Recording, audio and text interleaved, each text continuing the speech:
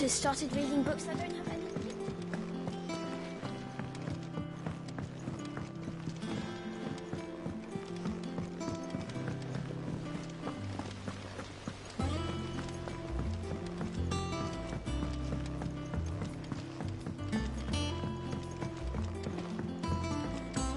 If I don't come up with something soon. All right, Clive? What do you want? I'm going to visit Sid, and I thought you might like to come with me. Sorry, I'm too busy for all that right now.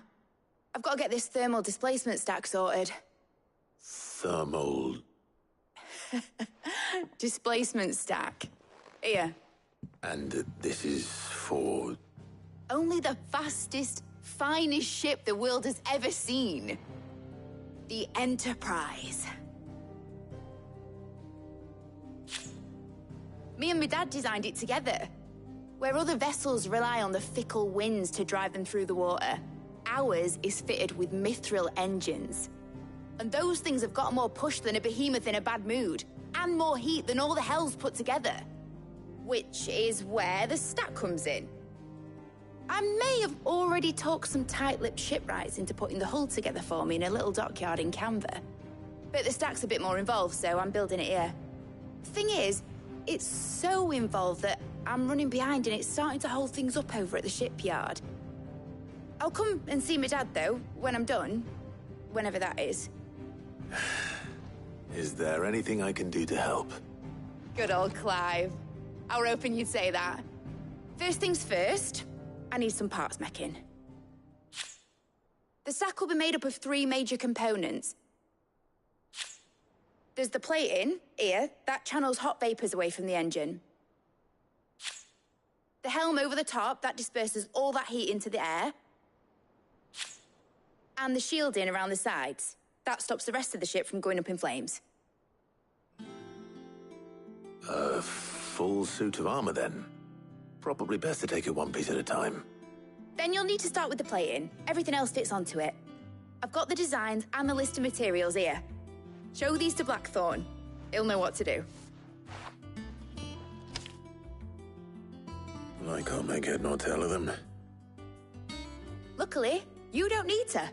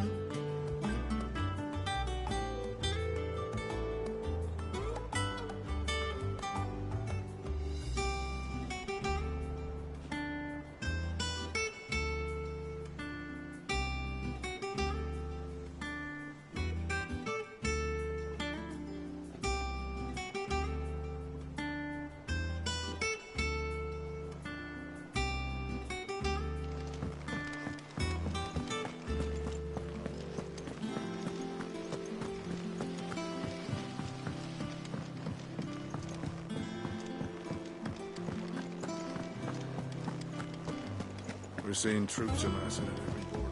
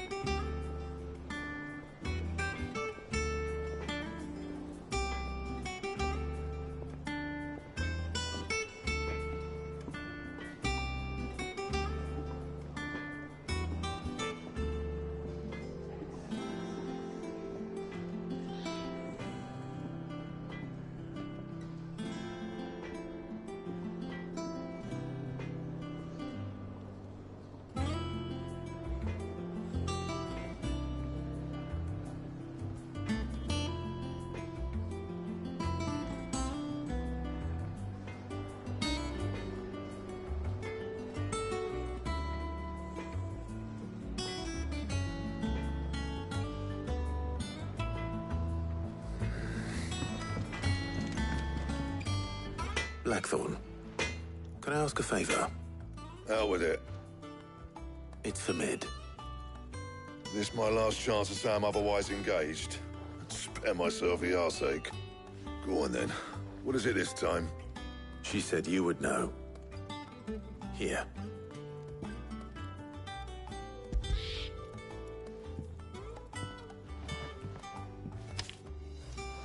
Krieger's Tates.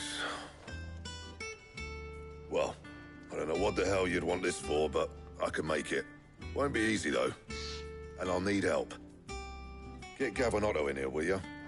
All right.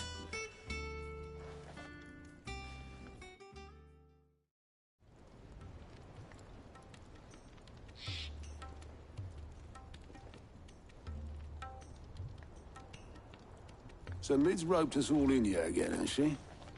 Typical. Still, if that's what it takes to get her to visit Sid's grave, I'll do what I can. And, what is it we need to do, exactly? Take a look at this. It's this plating. The usual sword-grade steel won't work. We need something that can get very hot, very fast, and still keep its shape. That means an alloy. Something that won't break or buckle at the temperatures she's talking about. Which is where you lot come in. I need materials, and I've got my work cut out already. You'll have to fetch them. Now, there's a special kind of sand I'm after that you can only find out in the Velcroy. Stardust, they call it. As for the rest of the stuff, my usual supply should have it in stock. It just needs buying and bringing back here. Well, we'll get it done quicker if we split up. One of us should probably give you an hand coat in the sand. And the other can go and get the rest from this supplier. Right then. Well, make your minds up who's going where, and we can get this over with.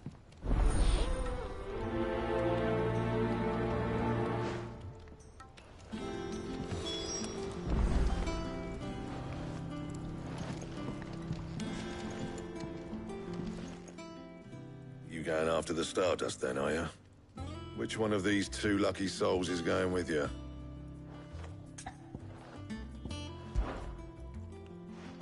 Gav, you're with me. All right, then. So, where do we find this Stardust stuff?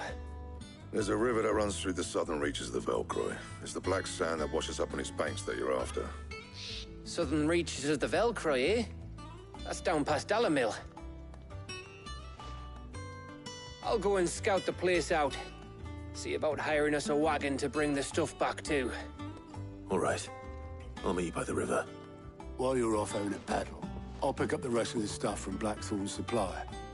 Take care. You two, eh? Don't go letting him fleece ya. Fleece me? I'd like to see him try. In your own time.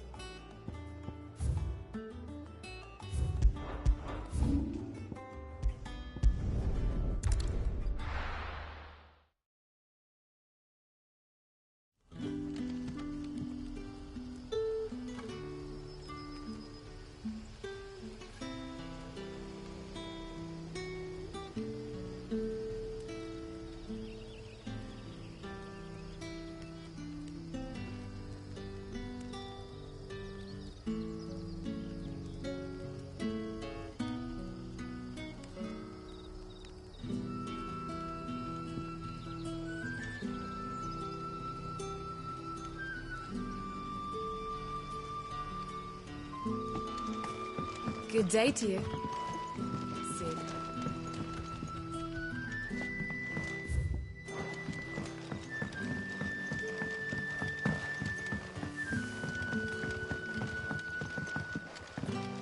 The crystals we get from the tail are all but worthless. Just the crystals. Bearers are having trouble with their magic. We have to dig a new cellar.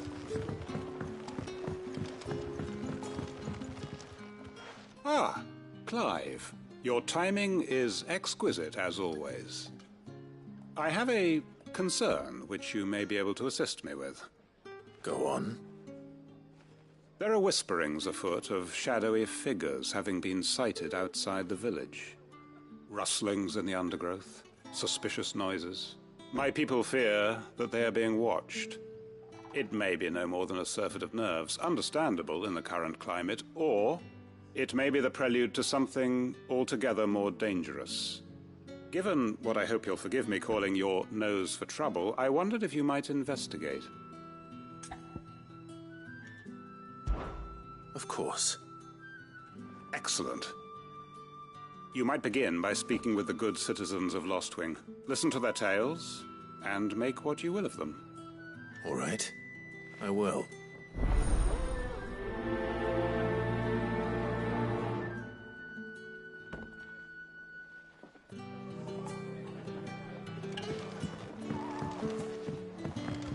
Hello. Right. Let's see what the people of the village have to say. I'd better find out if this is just nerves, or something we need to take more seriously.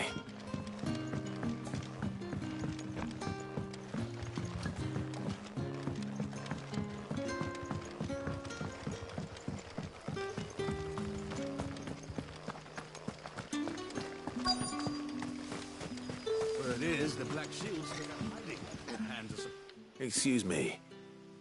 Quentin mentioned strange figures having been sighted near the village. Have you seen anything? Nah, not me, Gov. I heard the rumours, though. I'm here most days, right next to the gate, and I ain't seen nothing out of the ordinary. Don't worry. Any shady characters try and slip into town this way, and I'll soon come running. And shouting, most likely. All right. Thank you.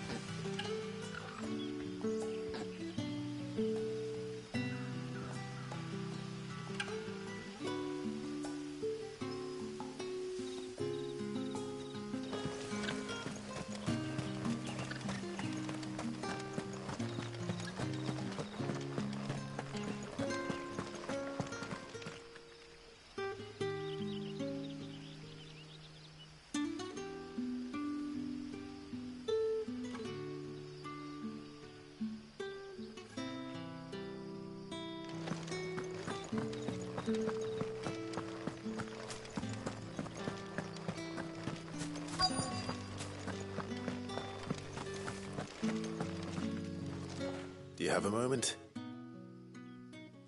There's talk of suspicious figures in the woods. Have you seen anything out of the ordinary? No, but I've heard something. Sound of scraping metal, like someone sharpening a sword. Where was this? In Lorbert's Pass. Was out foraging for herbs when I heard it, screeching out from between the trees. Ran back here as quick as my legs would carry me, and I ain't been back since. I see. I'll look into it. Thank you.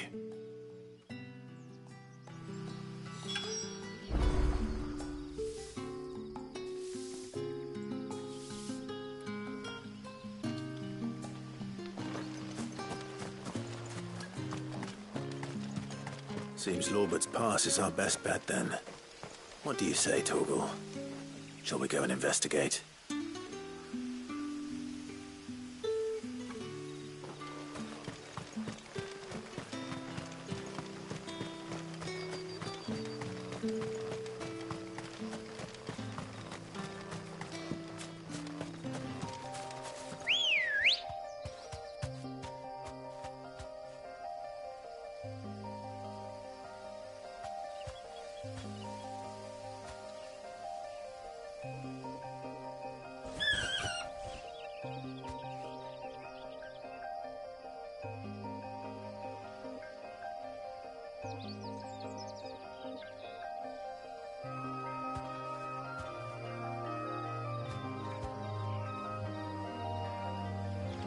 Let's go.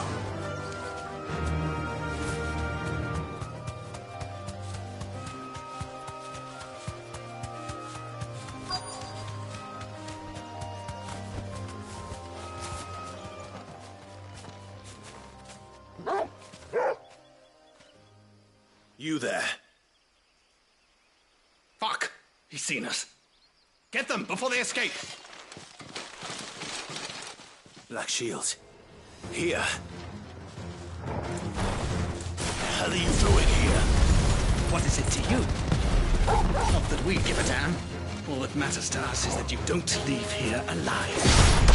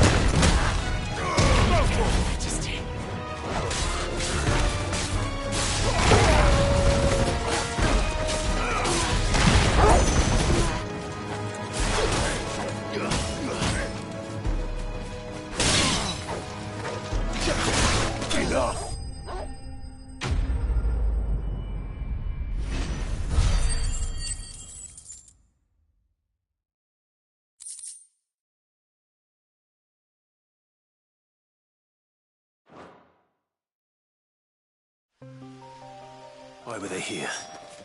Are they planning an attack on Lost Wing? I need to warn Quentin.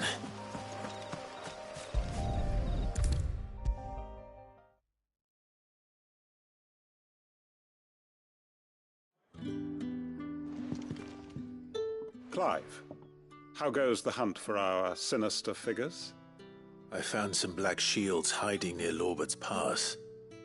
They're gone now. Black shields. The Empress's former bloodhounds, though they serve another master now. One who means to root out and destroy both me and those I care for. And it would appear the pack has finally caught the scent of its prey. Damn it all. I had hoped I would have more time than this. More time to prepare. But if we are cornered, we have no choice but to bite back. And bite back we shall. I'm sorry. You're going to need to explain. Who did the Black Shield serve now? And why would that person want you dead? Because I want him dead. Who? The former Lord Chief Justice of Sanbreque. All that I have built here is for him. I don't understand. Why him? Why Lost Wing? I suppose it is better that you know the truth. I was a member of the judiciary once. So sickened was I by the injustice of this world, I swore to fight it. And fight it I did, in my own small way. I saw more than a few corrupt officials condemned to the very cells into which they had thrown blameless innocents. Men to whom the law was but a scourge to turn against the powerless. And throughout, It was the Lord Chief Justice who backed me, who was my one true ally in the quest to see justice done. So what changed? I discovered that he hunted bearers for sport. I was a fool to think he shared my hatred of venality and vice. His support for me was no more than a facade, a means of ridding himself of his rivals, a mask to hide the rot beneath. I filed suit against him immediately. His response, however, was rather more visceral. He had my entire family slaughtered, and he faced no punishment whatsoever. I lost everything. My loved ones, my livelihood, my position, the faith I had once held that any modicum of justice might be achieved through the courts. So I set about enacting my own. I tracked down every soul who served him, and slit their throats myself. But the man himself proved an altogether more difficult target. With money and power come protection, and so I saw that I would need an army of my own. I came here to Lostwing and began recruiting like-minded individuals. And everyone here knows this is why you do what you do. Of course. They too have lost loved ones to the bearer hunts. Seen faultless friends sent to the gallows to spare the guilty. All under the watchful eye of the Lord Chief Justice. Our wounds are the same. And our cause is the same. We are comrades. And our revenge is already in motion. We know where he hides, how numerous and well-trained his guard. What we did not know until now, however, was that his plans may already be in motion too. Quentin. Our time is short. He may move against us at any moment, unless we move against him first. My friends and comrades, it begins. Make ready for war.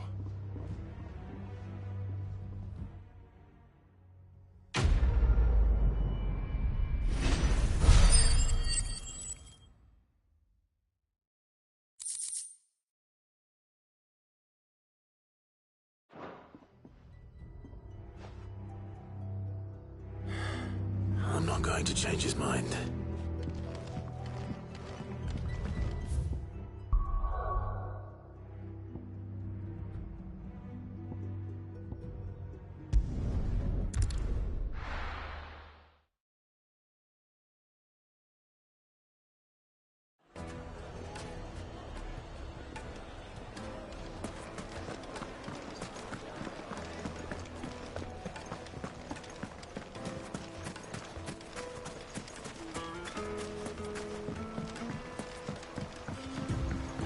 Looks like I found the river. Where's Gav?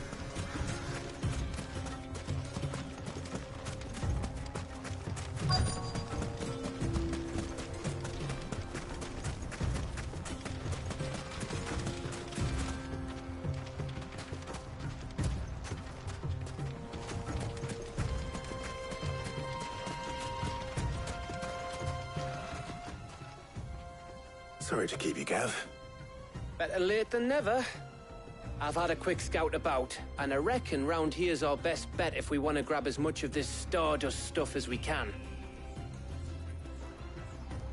Don't know what Blackthorn's planning to do with it, though.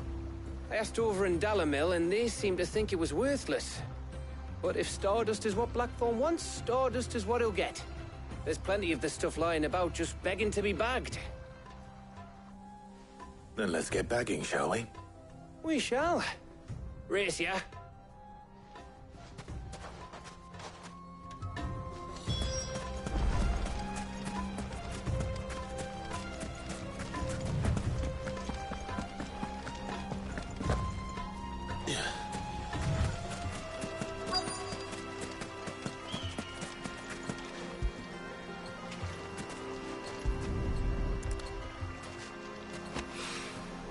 So this is Stardust.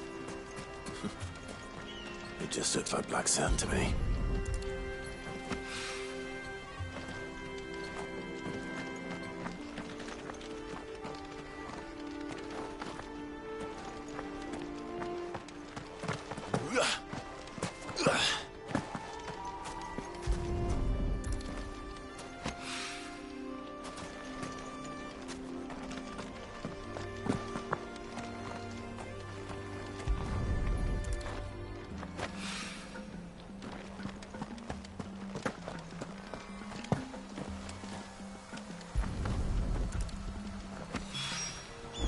That should be enough for now. Let's see how Gav's getting on.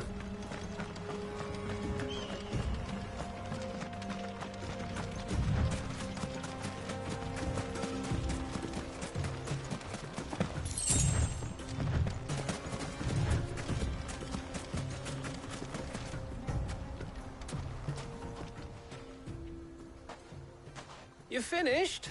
How much did you get? Enough. I hope.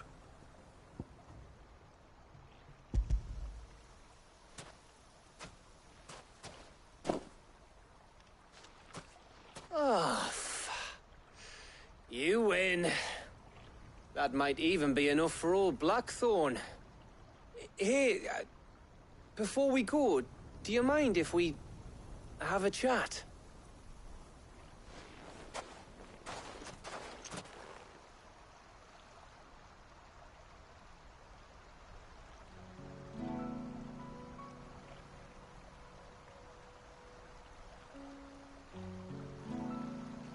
Feels like ages since we had the chance to talk. You know, man to man like. It does, doesn't it? Back when you first took Sid's name, we were talking all the time. Working out what to do in that. There was a lot to work out. And there still is. Those shoulders of yours starting to feel the strain. Hardly ever see you around the hideaway nowadays. Always on some errand or other. You can take a day off, you know. Says the man who spends most of his time behind enemy lines. Only 'cause you keep sending me there. I know I can count on you, Gav. Likewise.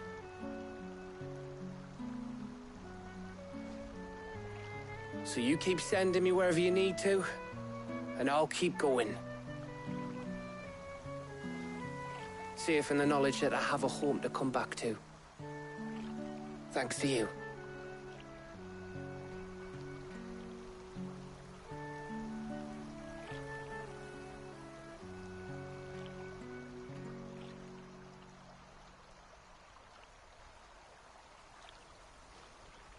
Right. That's enough soppy shite for one day. We'd better get this lot back to Blackthorn before he slings his hammer at someone. You go on ahead. And try to get some rest once you're there. Oh, I plan to. Believe you me. After Blackthorn gets what he needs, of course.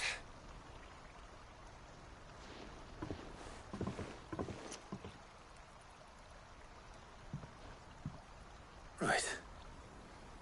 Ready to go home, boy?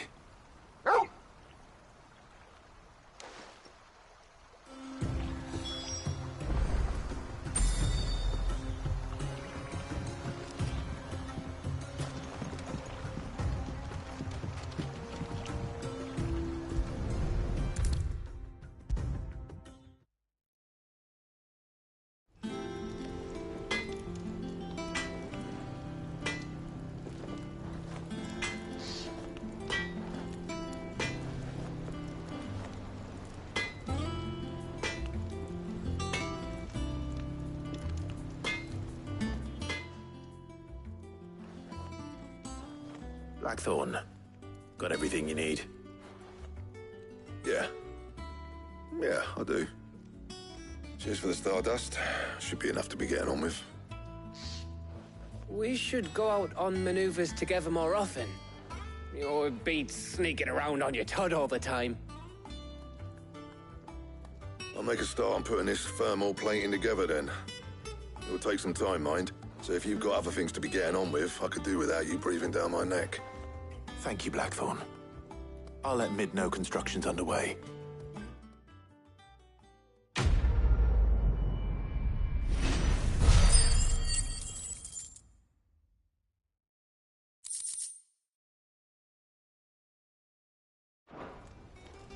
Suppose we'd better be getting back to work too. Give us a shout if you need anything.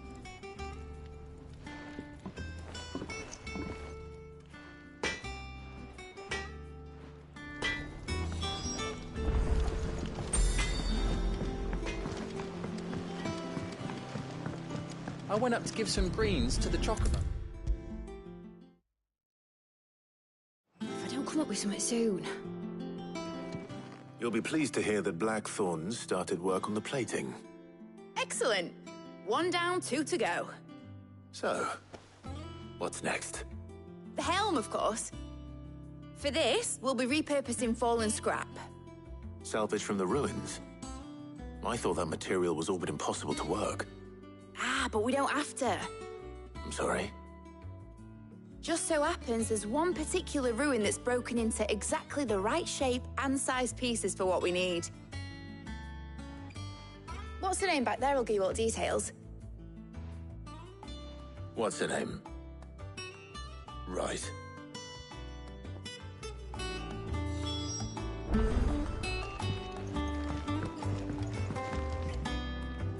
Oh, Sid, is this about the helm? Yes. Mid said I should speak with you.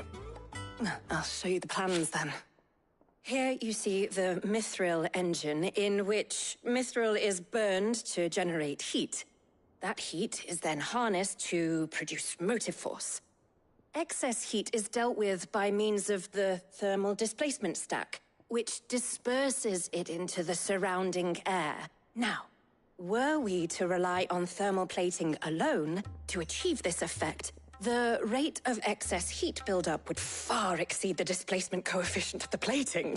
In other words, the reactor would overheat and eventually explode. This is where the helm comes in.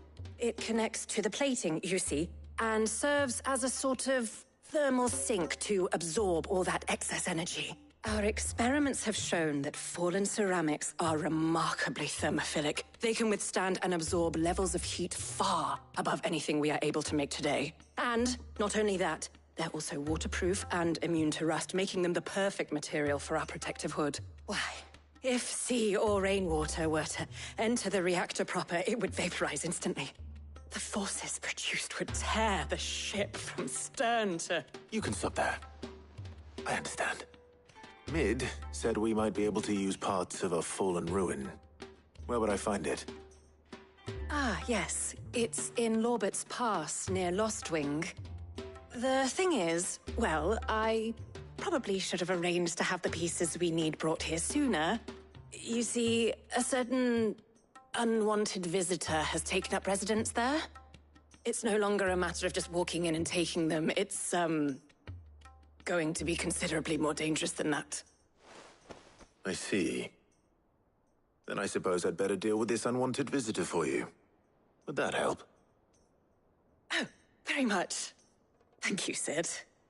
I'll gather my team and head there right away. We'll meet you outside the ruins.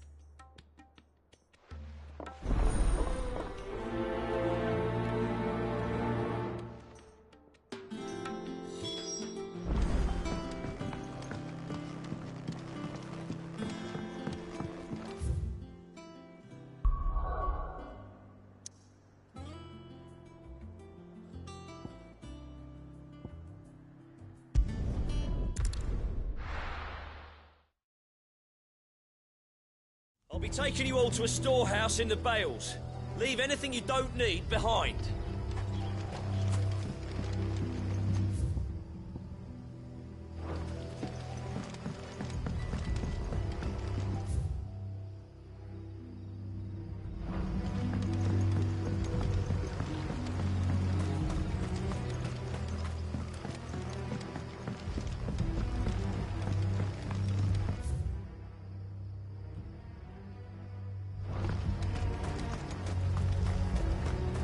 If you're ready, we leave at once.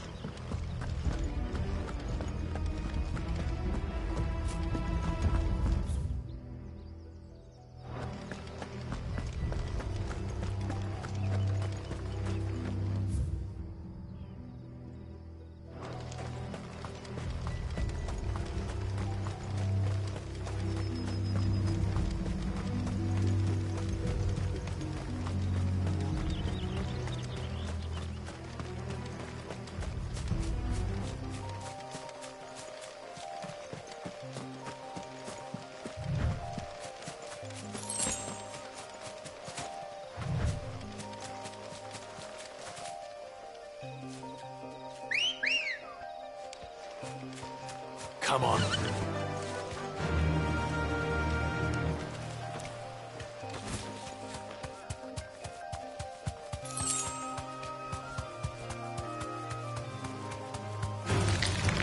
right. Oh.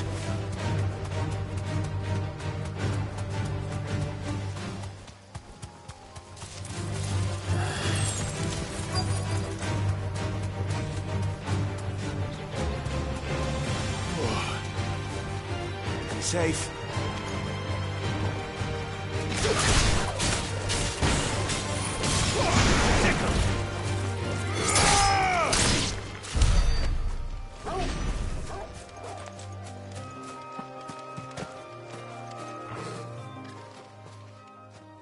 Oh, there you are, Sid. Thanks so much for coming. The, ruins are just over there, as is the creature I told you about, I'd imagine. Would you mind? Of course. I'll be right back.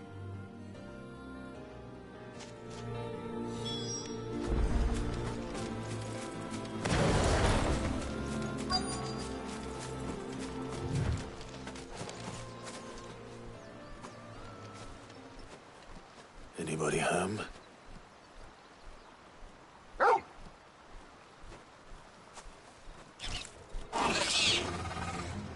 This must be our unwanted visitor. Time to go.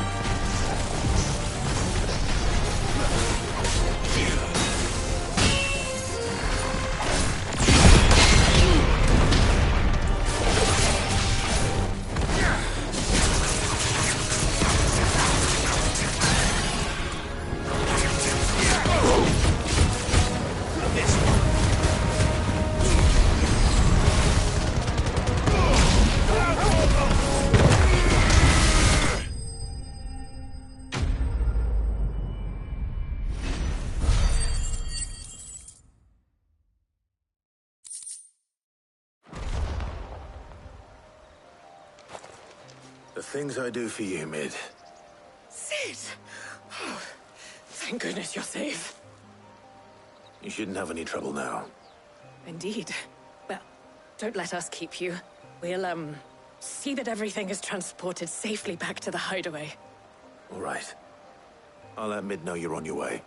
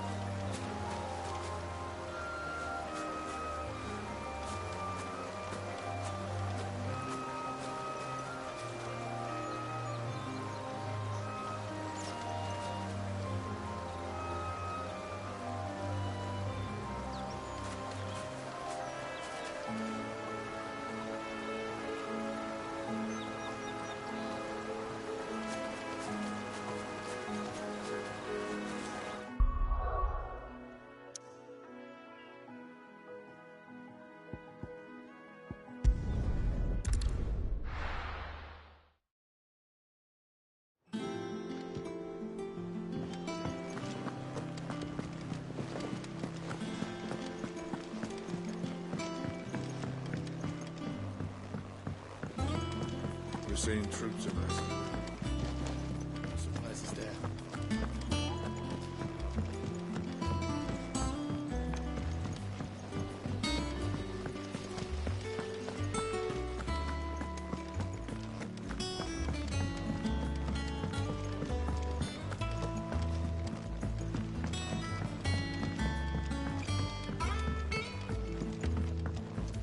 If I don't come up with something soon. Mid. Helena has recovered the material for the helm. She'll be along shortly. Excellent. Another job well done. And just one remaining. Right. Right, the shielding. This one's a bit of a bugger. How so? The plating's enough to stop the engines going pop, but those things will still be spitting out enough fire to set the rest of the ship ablaze. Which is why you need proper shielding. A prison for the dragon's breath that's blazing away inside. I thought a triple thick layer of tempered steel might do it. Or more of the stuff that the Fallen use, but they'd both be too heavy. The helm and the plating are bulky enough as it is. Add any more weight and the whole ship would be at the bottom of the briny before we'd even started. I need something light. But I've racked my brains and I just can't think what would do it. Well, if I were in need of obscure knowledge, I know whose counsel I would seek. Harpocrates. Tomes? Yeah, well, I'd thought of that, obviously. I've got all the details written down here. Can you take this to him, see what he makes of it? Right away.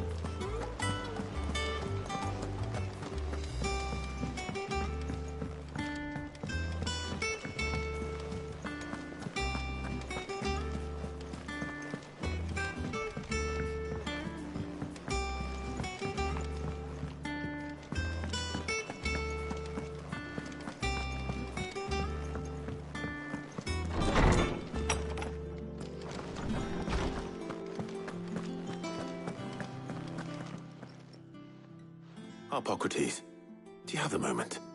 For you, Clive, always. Well, actually, it's for mid this time. Could you take a look at this?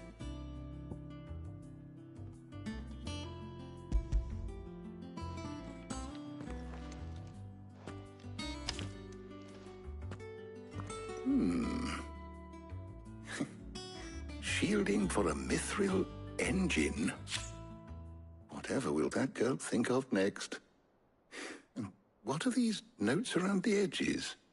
She has some specific requirements for the materials.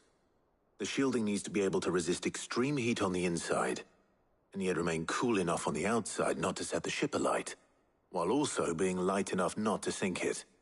As you can imagine, she's struggling to find anything that meets her needs. I see. I wondered if you might know of a solution, or if you might be able to search the records for one. Perhaps it is not a different material she requires, but a different approach. What do you mean? Consider the lake we have made our home. Its blighted waters eat away far more quickly than fresh water or even brine, at timber and steel alike. And yet, we have made a home here from those very materials nonetheless. We have. But Bardolph must varnish every board twice over to keep it from rotting. And Obolus complains that without a constant supply of pitch. I see. Early Gregorian histories speak of a preparation known as moondew. It is said to be able to resist even the most ferocious flames. Before the dragoons tamed the worms and wyverns of the realm, nobles would daub their castle walls with it in order to guard against dragonfire. So if we could recreate it... It might be applied to some material or other in order to provide the protection Mid requires. As to how best to apply it and to what material, perhaps Bardolph and Obolus might be of assistance. I shall speak to them and see what wisdom they might have to offer. If you would be so kind as to procure the necessary ingredients, I shall discuss the specifics of how it might be most effectively put to use with our two friends. The knowledge of the past may yet prove useful to we of the modern era. Thank you, Hippocrates. And since you're asking others to help you, perhaps I should too.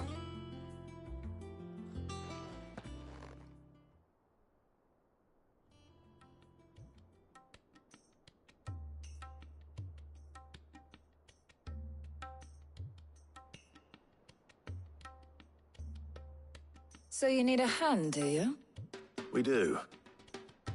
I'll be heading to market for the ingredients we need. I could do with some help.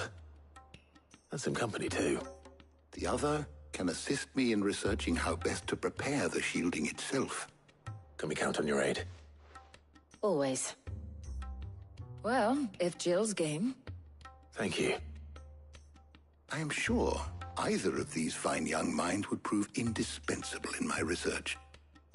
I leave the decision as to who will go with whom in your capable hands, Clive.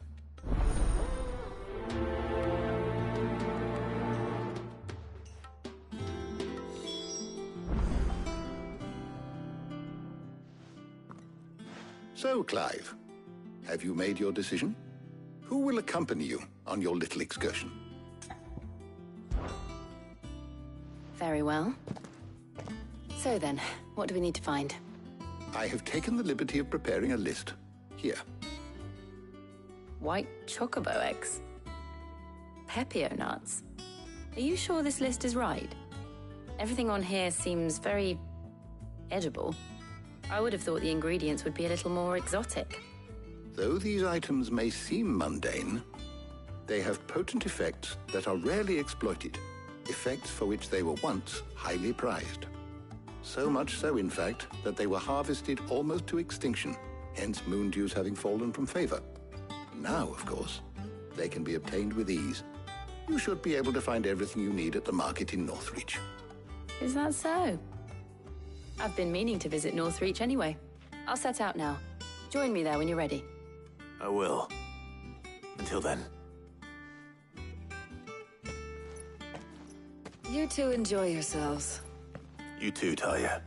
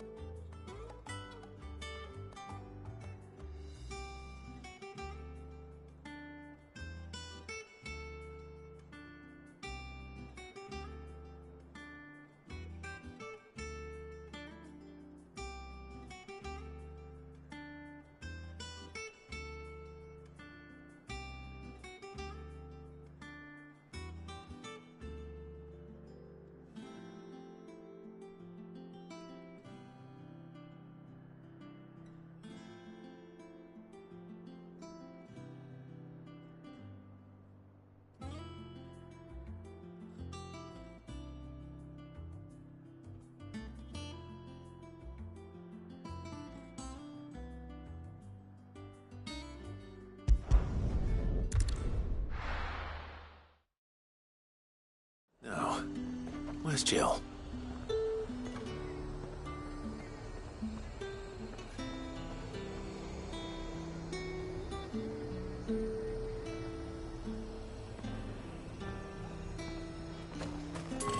There's two. Keep them pilchards nice and chilled. I won't have you spoiling another cap.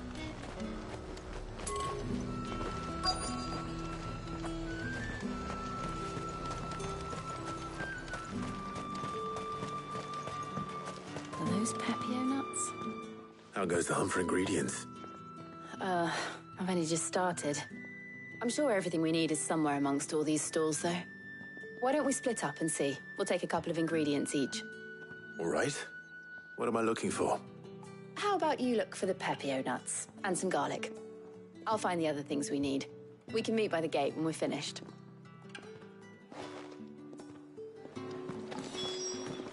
Up! You'll not find a bruised pippin in them. Fresh cuts! Come and get them before they're gone. What can I interest you in today? I trust it's all here. You're always welcome here in Lostwing.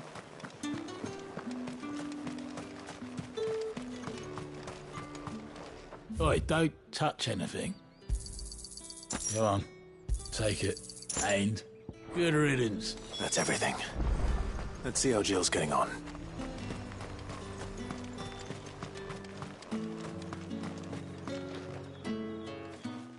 Did you find everything?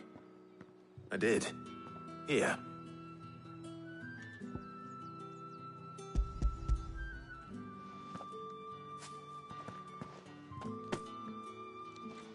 Garlic and pepio nuts. Perfect.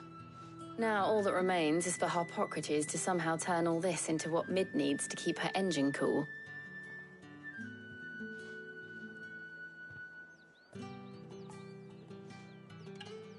But before we head back, would you walk with me a while?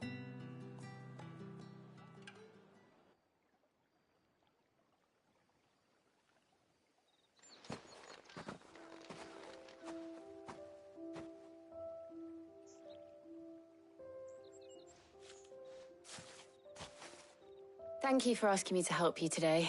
It makes a nice change. It does. It's good to get away from all the battle and bloodshed for once. Just being here reminds me of when we were children. Do you remember? Walking down Market Street in Rosalith, taking in the sights and smells. How could I forget? What with Torgal's antics. Remember how his nose would prick up at the scent of sausages? He'd go racing away and we'd have to go running after him. We wouldn't catch you now, would we, boy? Was there anything you wanted to buy for yourself while we're here? There was, yes. Well, sort of. Molly in the kitchens told me about a place that sells particularly good pies. Thought you might like to share one with me. I would. Thank you. And I saw some bread.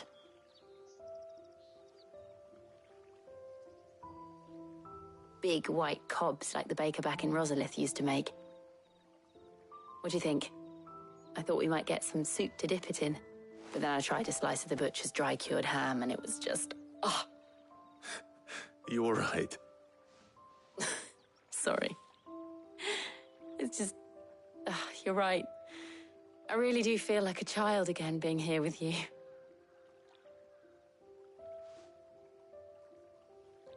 Clive. Is it wrong of me to enjoy this? No, Jill. This is how life should be. And it's how our lives will be when our work is finally done. When we can live on our own terms. I hope so.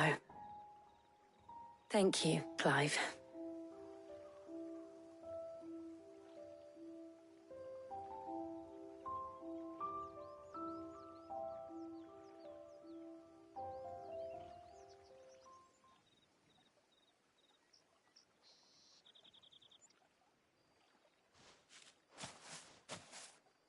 Well, I suppose we better be getting back. I need to give these ingredients to Harpocrates and Talia. I'll see you at the hideaway. Take care. I will. You too.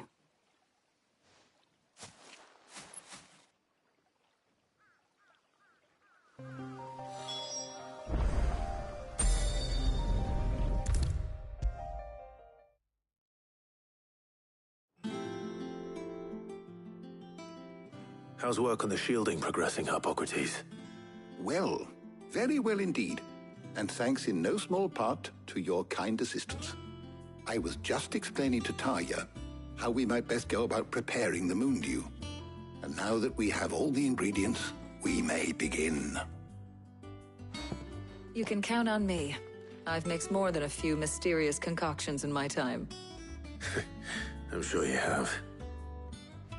What about the shielding itself? Work is underway, under the watchful eyes of Bardolph and Obolus. Apparently, it'll be ready soon. Thank you. All of you. Right then. Jill, would you join me in the infirmary? Many hands make light work and all that. Of course.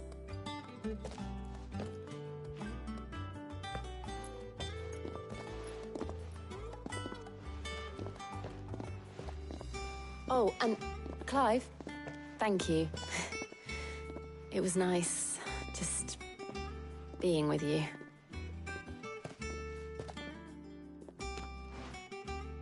It appears our work here is almost at an end. A shame. I was enjoying playing the man of action for once. When both the shielding and the moondew are ready, it will merely be a matter of applying the one to the other. Followed by a rigorous process of testing and retesting, of course. Perhaps someone ought to warn young Mid of that. Leave it to me. Thank you, Hippocrates.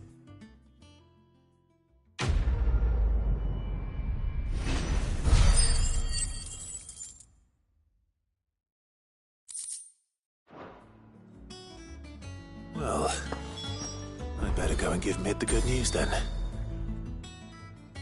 Is there something I might assist you with, Clive?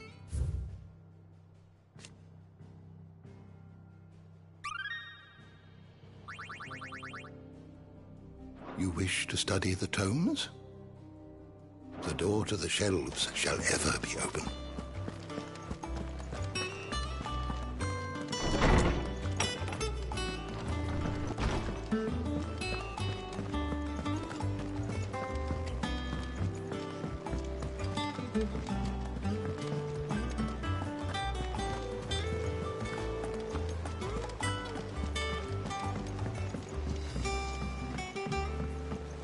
We're seeing troops amassing at every border.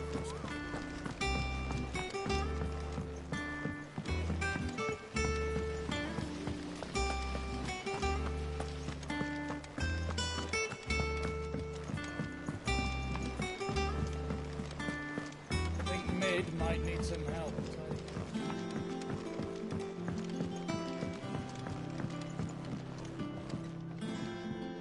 Sorry to keep you waiting, Mid. But you'll be pleased to know that work on the shielding is underway. You found something for it? In a manner of speaking, Hippocrates knew of a substance that's highly resistant to heat, a coating that should provide the protection you need. He's supervising the construction and testing of the shielding as we speak. Brilliant! I knew you wouldn't let me down. Don't thank me. I'm just the errand boy. Right then, better start working out how to bolt all these bits together. To the Black Hammer!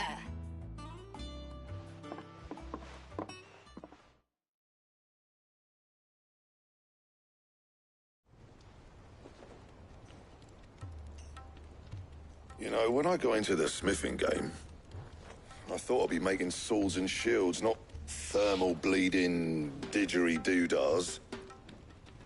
Displacement stacks. Same difference.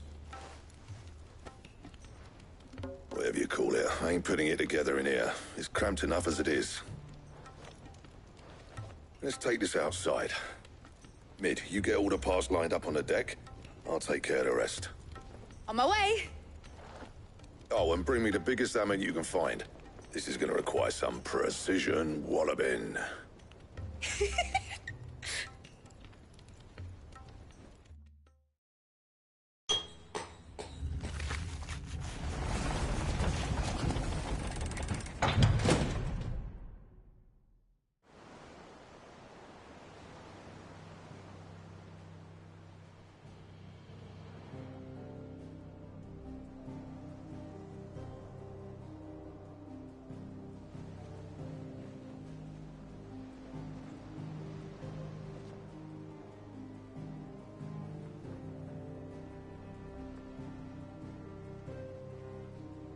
It's finished! It's finally finished! Thank fuck for that. I'll be feeling my hammer arm for weeks. Thank you, Clive, Blackthorn, everyone. That's one down and just 3 more to go. I'm sorry. Oh, didn't I tell you?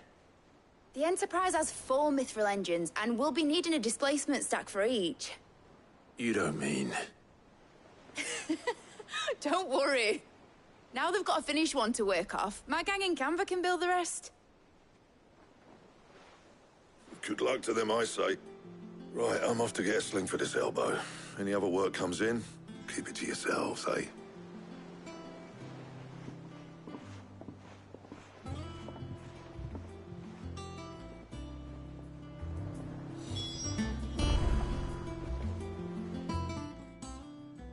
What's the matter?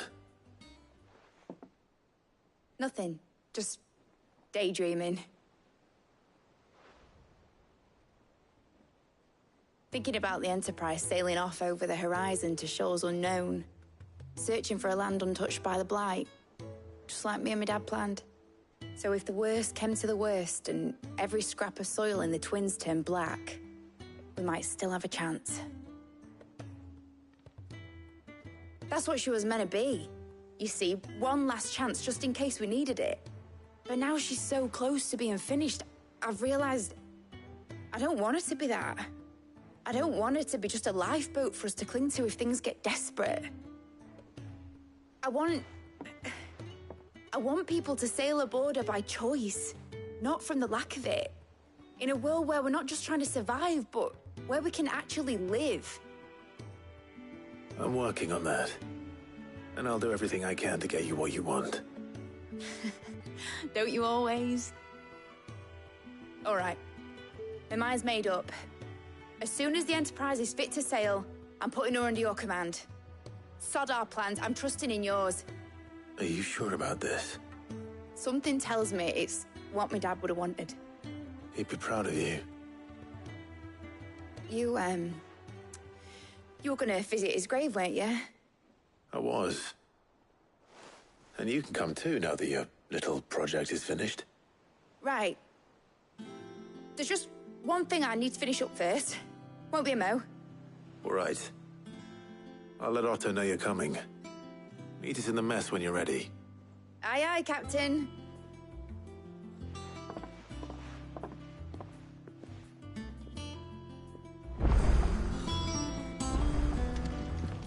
Meg told me she was building a ship.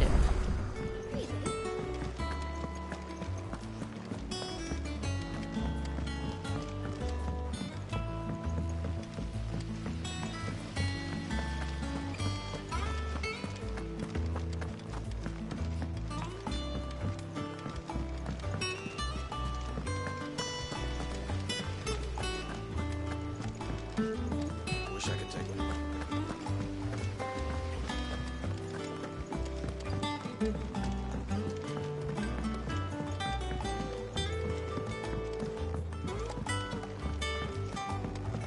Well, that's it then. Here, Sid. Reckon you might be just the man to help me out of a bit of bother, if you've a mind to. Let's hear it. Well, it's about this alembic the Chief's got me making. Lovely bit of kit, it is. Bung in a solution you want splitting, and it will separate it out, just like that. Problem is, it won't always get rid of all the impurities. And with some of the stuff we need it for, that ain't good enough. Which is why I've been looking for something to filter the liquid we'll be cooking off.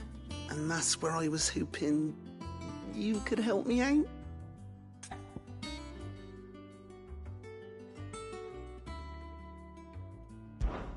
I imagine Ty could get some use out of this alembic too. Distilling medicines and the like. All right. Why not? Proper job! So what exactly do you need for this filter? Nothing but bomb ash'll do, says the Chief. Gave me a sample she'd obtained from the university stores. Couldn't believe my eyes.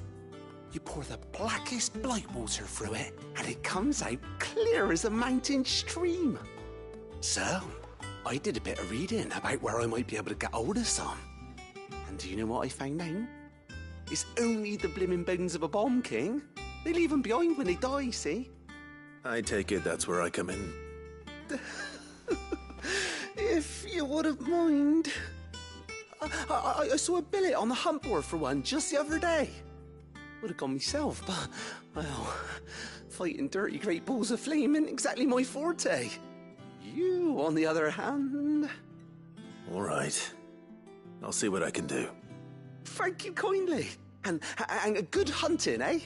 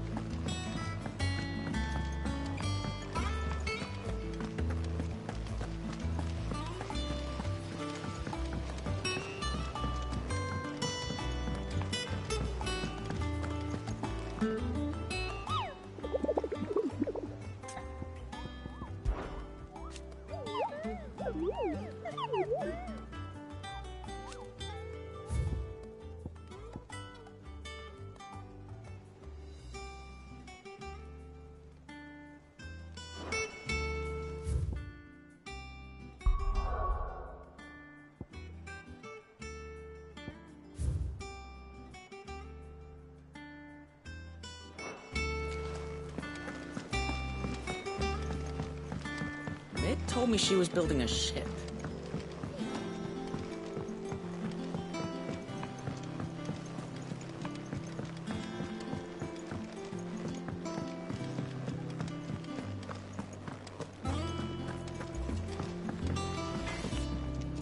Clive. So, what'll it be?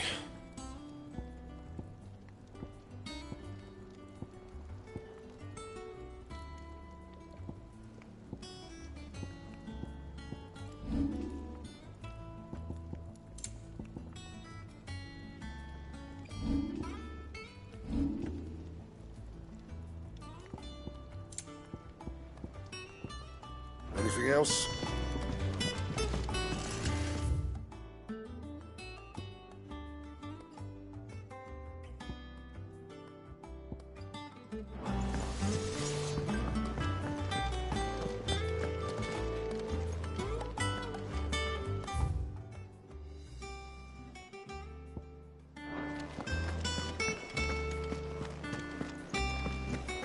He cracked the crystal too.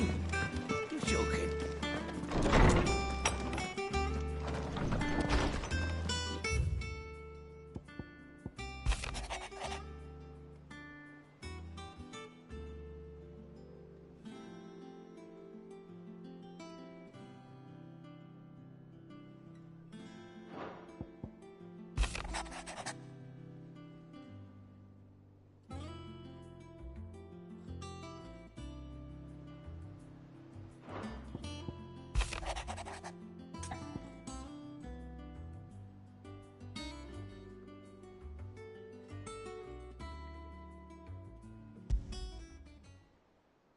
Trouble with the ledgers.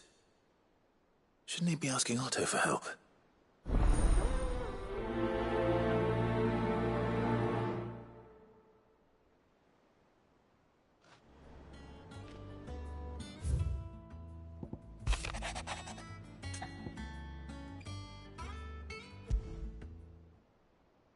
What could be wrong with Torgor? He seemed well enough when I last saw him.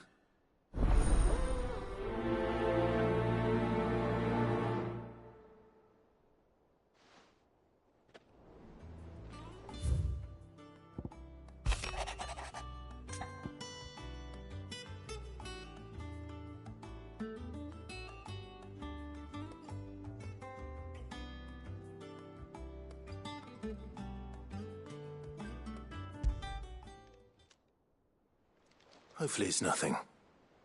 But I should speak to Blackthorn just in case.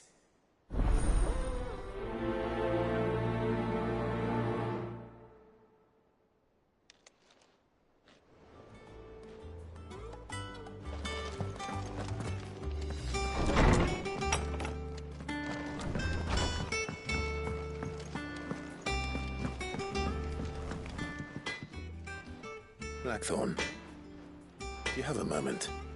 Not really, no. This won't take long. I just wanted to ask how you're getting on. August was worried about you, that you might still be doubting your craft, even after learning the trick of that cuirass. Is there something else weighing on your mind? Perhaps sharing your thoughts might help. That bastard's like a dog with a bone. Still, he's got a keen eye, I'll give him that. He's just, well, Karen showed me something. Something I've never seen before. And that was? A sword. An odd-looking thing with a single-edged blade. The metal itself wasn't anything to write home about, but fuck me, the edge on it. You could slice a man clean in two with a weapon like that, and he'd be halfway home before he even realized he'd been cut. So that's what's troubling you? Nah, no. Not troubling me exactly. More distracting. Can't stop thinking, how do you get an edge that sharp? It's driving me mad. And if you knew how to do it, we could arm the curse breakers with even better blades. That's about the size of it, yeah. I'll see what I can find out. Sharper swords are always welcome. And we can't have our master blacksmith being distracted. You're a soft touch, you know that. But I can't say I'm not grateful for it. Good luck, eh? Thank you. Let's see what Karen knows about this sword.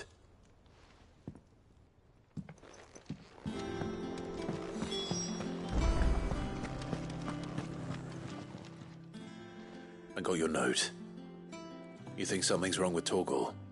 So you can read. Congratulations. But I didn't say I were wrong with him. I said something weren't right. He's not been eating me treats. He used to love cracking the bones from Molly's boiled brown, but now he won't so much as look at them. Didn't like him. Which is why I'm of a mind that his mind's on something else. You've not been working him too hard, have you? No harder than usual. Is that it, boy? Do you need a rest? What was it you said he was? A frost wolf? That's what the lawsman seems to think. Then maybe this all has something to do with whatever it is that's woken inside him. I suppose things have been different since Rosalith. Perhaps Hippocrates knows something. Instead of everything, you mean? Perhaps. You're looking well, Karen. What do you want? Out with it. I want to know about the sword you showed Blackthorn. Single-edged and extremely sharp. Running around after him again, are you? I suppose I am, yes. But I need to help him find out how to work an edge like that. It's driving him to distraction. Little wonder, I suppose. There's not many like that make it as far as the twins, and those that do go straight into private collections. Which made it nice and easy finding a buyer. Can you tell me who bought it? Where is it now? You think I tell people who my clients are? Suppose you're not likely to go nicking him off me, are you now? Fine. If you stop mooning at me like that. Lord Ignac's the man you want. Dalmekian bloke. Collects weapons and the like. And he's got more money than sense, which is why he's one of my favourite clients. Reckon he'll still be at the inn in Dalamil, where I left him. Thank you, Karen. Oh, and he's a touch eccentric, if you take my meaning. I appreciate the warning.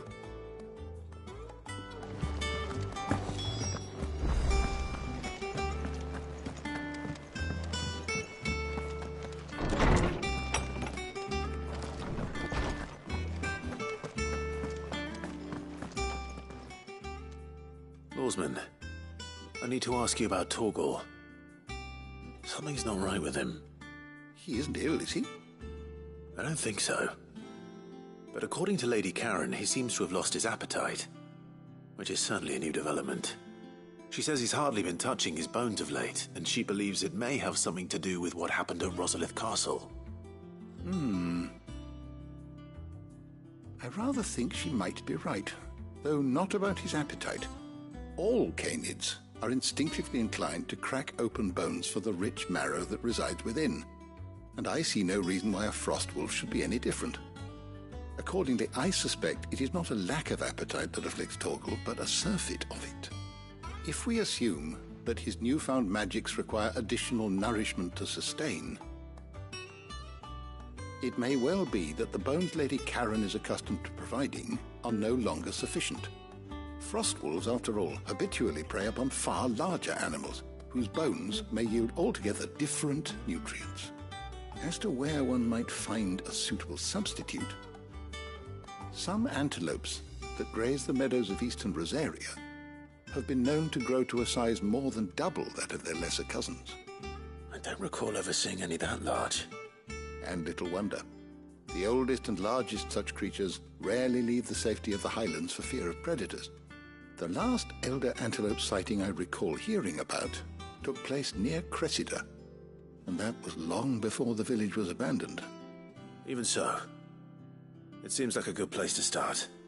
Good hunting, Clive.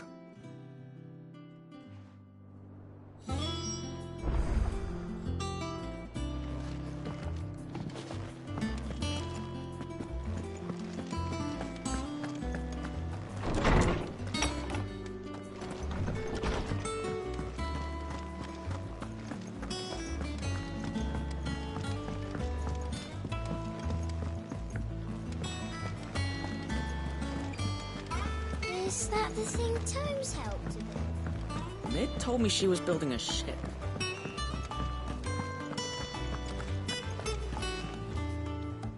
Clive, did you get my letter? That's why I'm here. Shh. Otto won't be listening. Is this better? A little. Listen, I've some bad news. It turns out the Hideaway may be slightly behind in its payment to certain lenders, and it may be my fault. But I swear to the goddess, I thought I had the numbers square. Sadly, that square turned out to be more of a circle.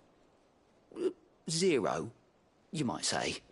I can straighten it out, I swear, but it's going to take some time, and I'm going to need help keeping it from Otto. Bit late for that, I'd say. There you are! What a surprise! So let me get this straight. You forget to pay our lenders what they're due, and instead of coming straight to me, you get Clive to come to you. And I hope he'll dig you out of the hole you've dug for yourself. Clive, the man in charge of the place you've been cheerfully trying to bankrupt. And you thought this was a cunning plan. Why?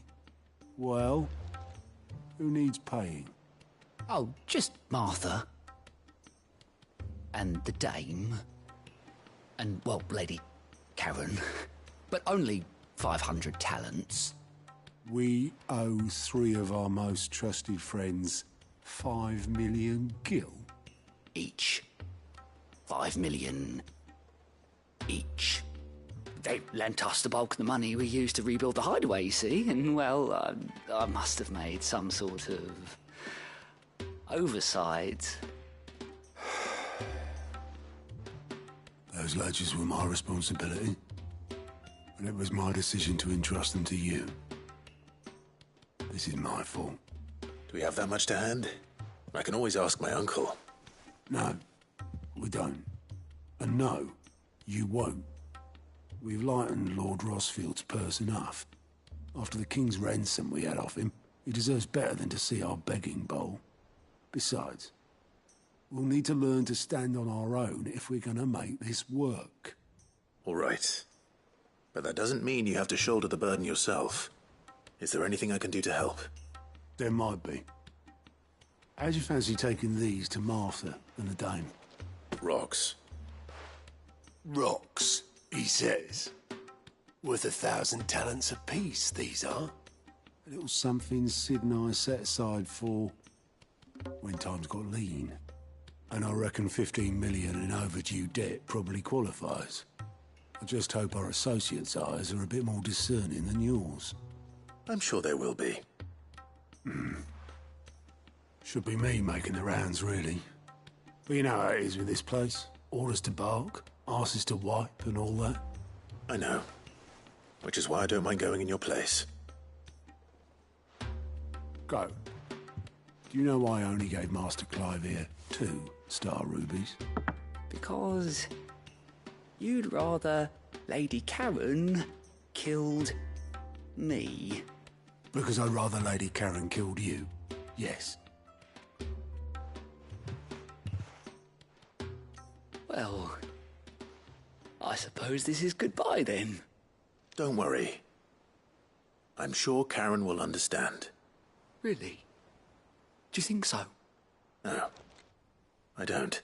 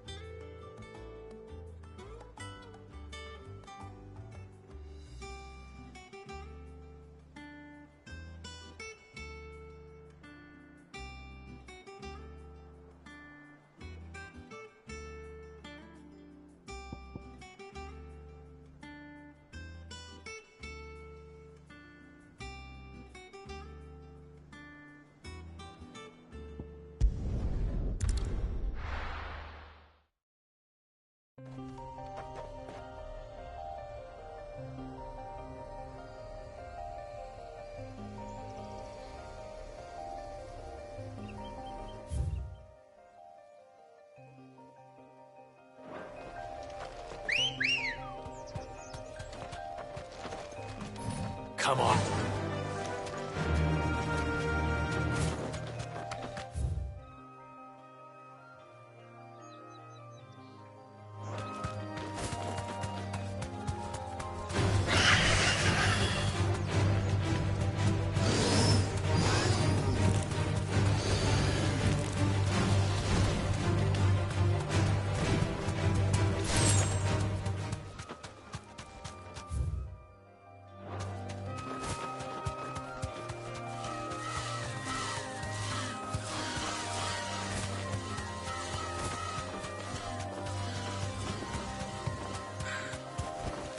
Straight home now.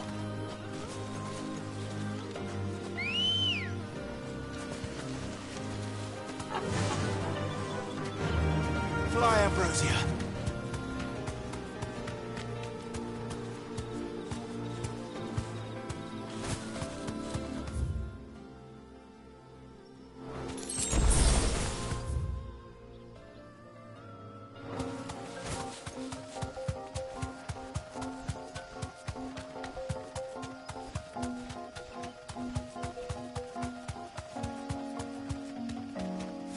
That'll do, girl.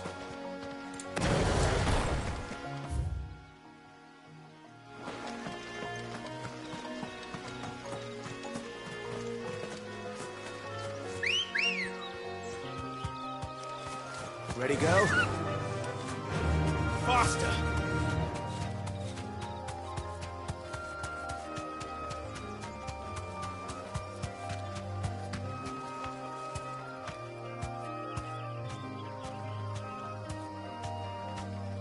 Be safe.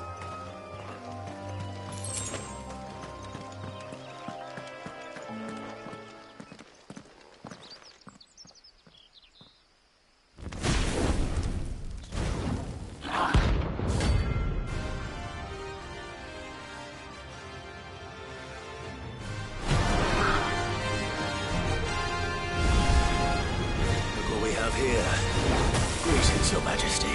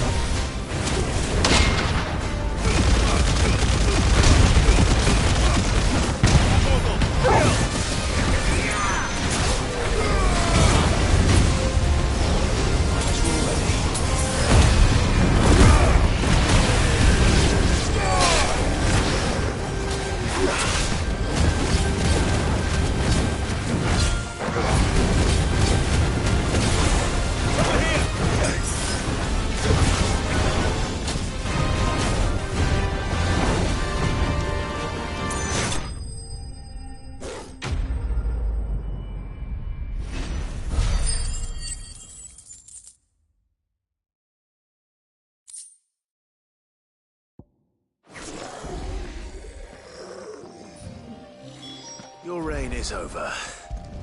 Now to collect the ash. This looks like the stuff. Let's see if there's any more.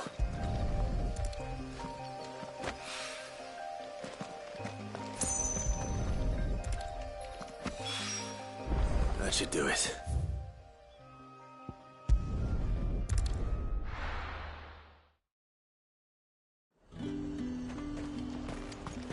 There's talk that the Glassgate flood has...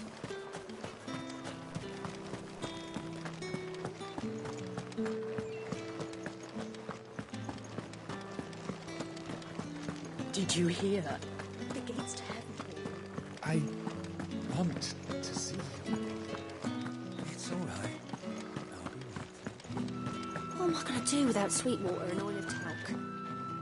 Milady, I come bearing gifts. Gifts? Whatever is the occasion.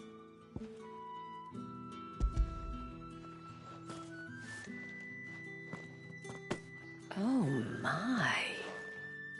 Clive, you really have outdone yourself. Otto asked me to give it to you. To settle the Hideaway's debt with the Veil. And to compensate you for the time it took us to do so. You disappoint me, Clive. I thought you might finally be warming to me. Tell Otto he can keep his baubles. I tried to tell him as much the first time around. The man owes me nothing, nor does the Hideaway. My contribution to the restoration effort was made freely and willingly. It was the least I could do. You once told me Sid did you a kindness. I'd like to do the same. Please, accept it. For my sake. And for Otto's. For all of us. For all you've done. It is rather fetching, isn't it? Very well. Otto is lucky to have you, Clive. I doubt anything could ever replace his son. But you and the others at the Hideaway are the closest thing he has to family. Otto had a son. Long ago, yes. Sid told me Otto lost him when he was just a boy, and blamed himself for not being able to stop it. I don't know how it happened, whether there was anything he could have done, but it was clear that it weighed heavily on him. I didn't know. How could you have? I doubt anyone did. Besides Sid, I've never met a man more keen to bear his sorrows in stoic silence. An ill habit, given that both have always been surrounded by friends desperate to help them. I'm beginning to see that.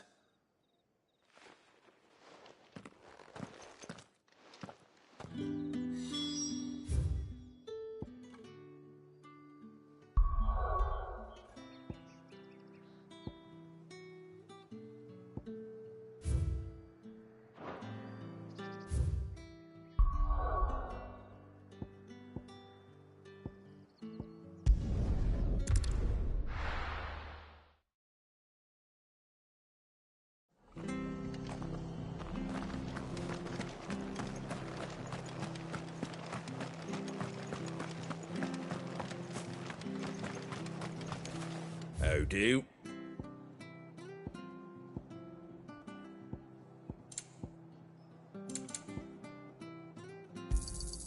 There you go. Thanks very much. Take care out there, eh?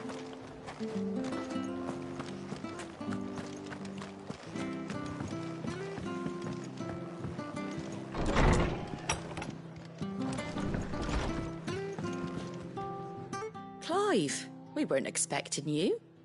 I wasn't expecting to be here, but it seems we still owe you a considerable amount of coin for your help with our rebuilding efforts. And though I doubt it's what you were expecting, we were hoping you'd take this as payment.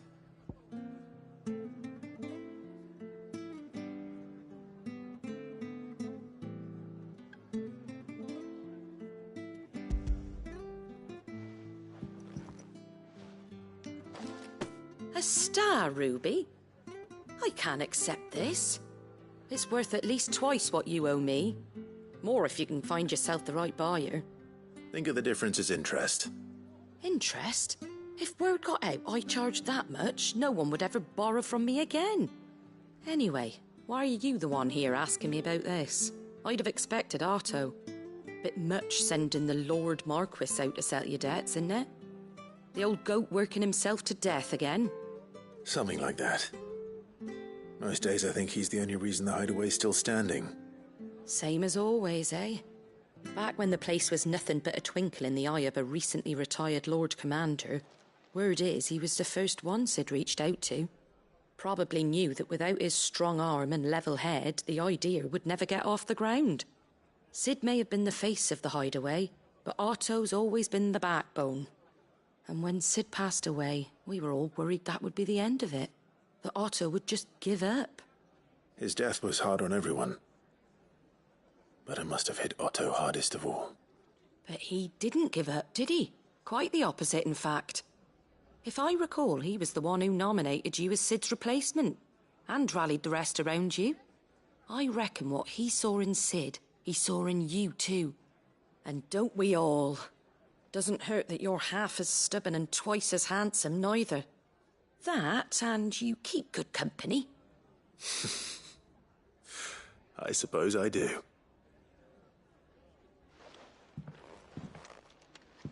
Goat will want to know the stones were delivered, if he's still with us.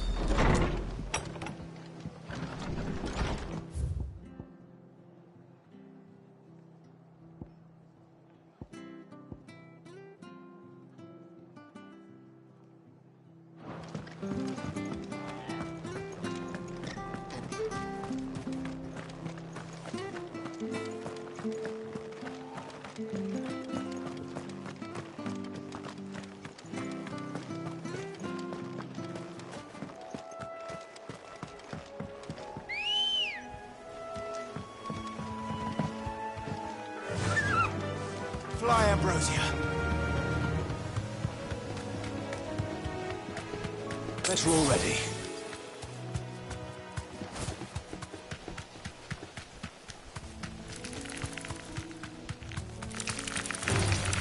Time to fight.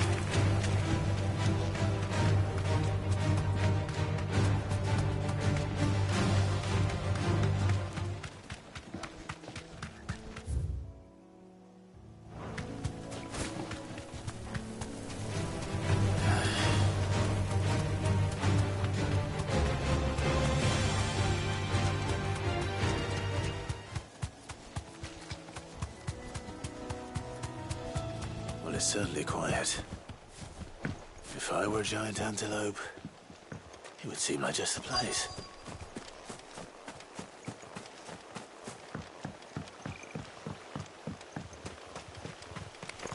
I doubt we'll find one bigger than that. You hungry, Torgal? Over here!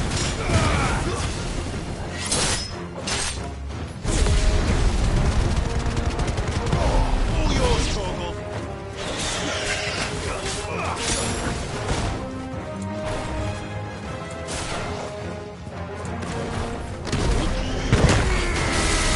Now, Torgal!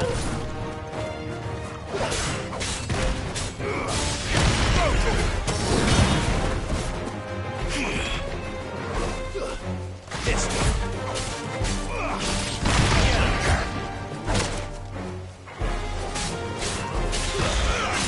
Over here.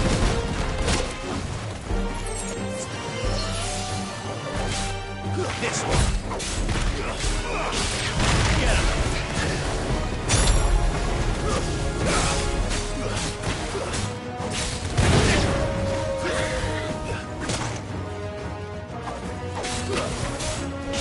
Over here.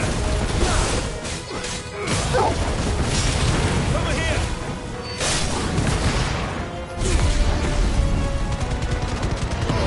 All yours, Torgal.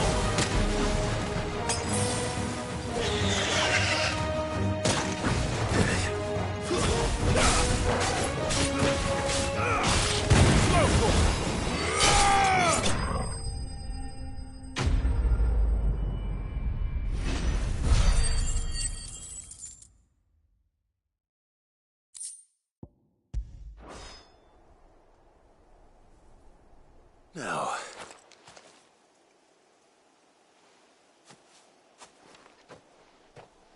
Will it be enough, I wonder?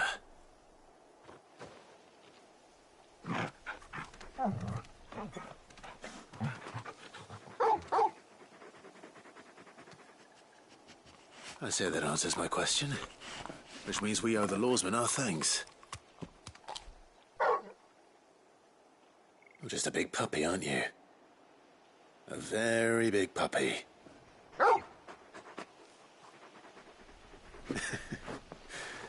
You do know you can take that with you, Torgal. Lady Karen will be relieved to hear you've got your appetite back. Come on, boy.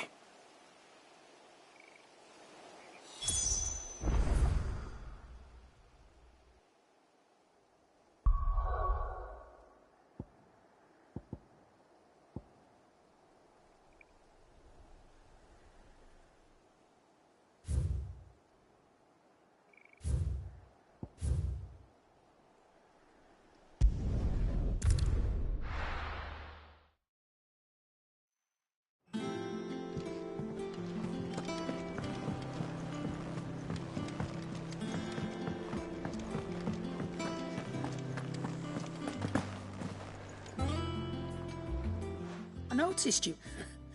You could say that.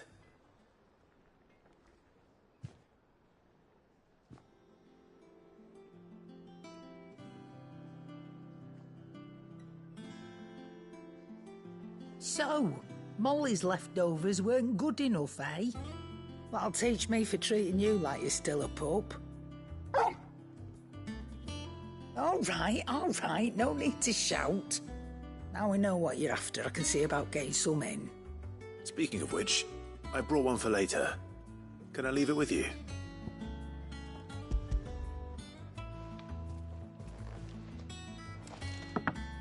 You can, eh? I'm nice like that. In return, you can thank Tomes for me. The bloody know-it-all. I was just on my way to see him.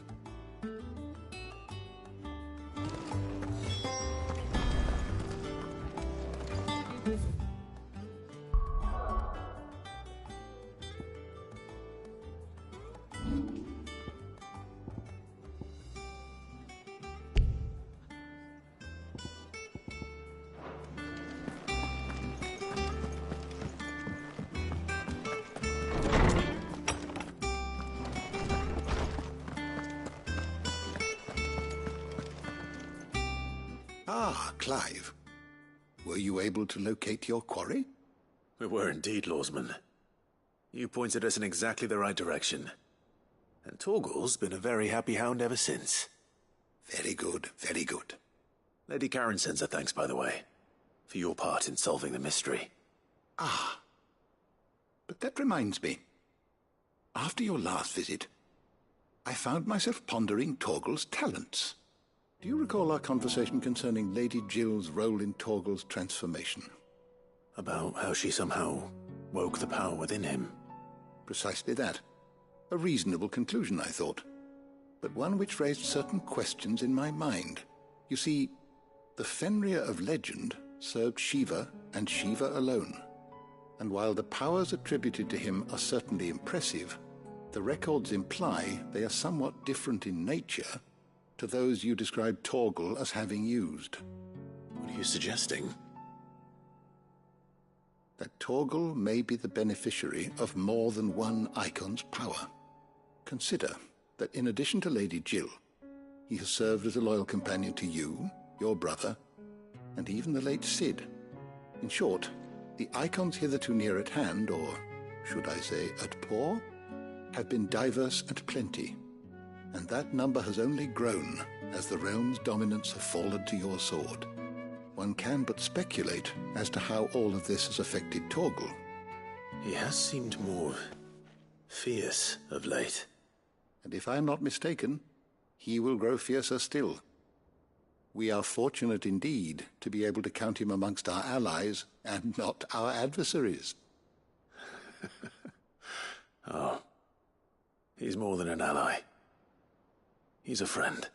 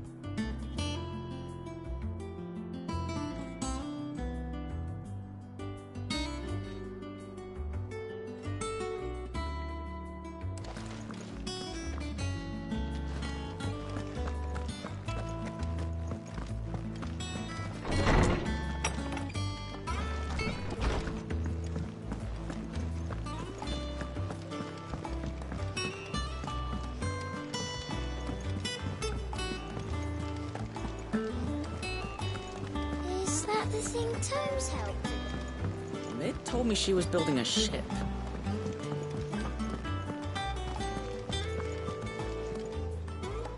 Goat. Still alive, I see. So Lady Karen accepted the ruby. Ah, about that. I tried my best, but she was just too stubborn to take it.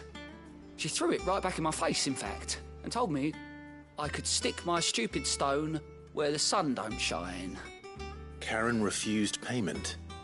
I hope it wasn't something I said. I'm sure you were as tactful as ever. Let me see what I can do. Oh, wonderful. I hope you have better luck than I did.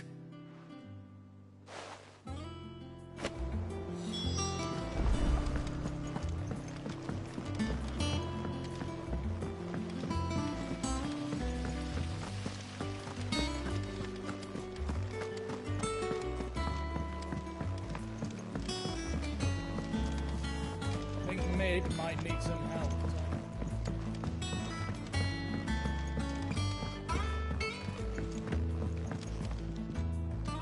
All right there, Sid? How's that hunt for the bomb ash going? I have it here.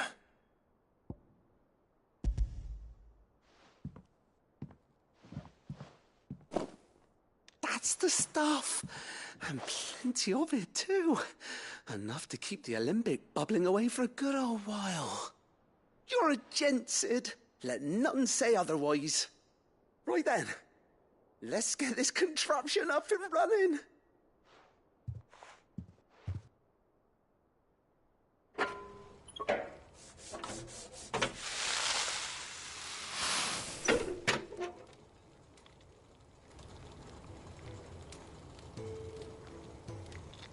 There we have it. The Telemon Alembic. And it works just like the chief said it would. Very impressive. Says the man who cut down a burning boulder. Speaking of which, I still haven't returned the favor. There's no need. The good it will do for the hideaway is reward enough. Don't be silly. Why don't you let me take a look at that bag of yours? The one you keep your potions in. Reckon I could work some magic on that. What kind of magic? Well, we happen to have isolated a substance in our test run of the alembic that I reckon will make even the toughest leather supple as anything. Thought we might use it to breathe new life into old boots and the like. Save the hideaway a few gil. Ah, I reckon if we slap a bit on your bag, it'll loosen it up enough for you to squeeze in a bottle or two more. Well, it can't hurt to try, I suppose. That's the spirit. Leave it with me. I'll only be a mo.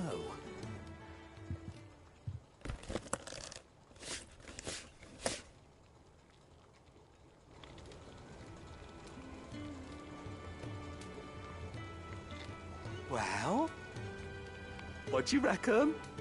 It certainly feels more flexible. Right? Told you. Thank you. I think. No. Thank you for supporting Mid and the rest of us in our endeavors. Without you, we'd never have been able to discover wonders like that stuff I rubbed on your bag. And I'm telling you, there's plenty more where that came from.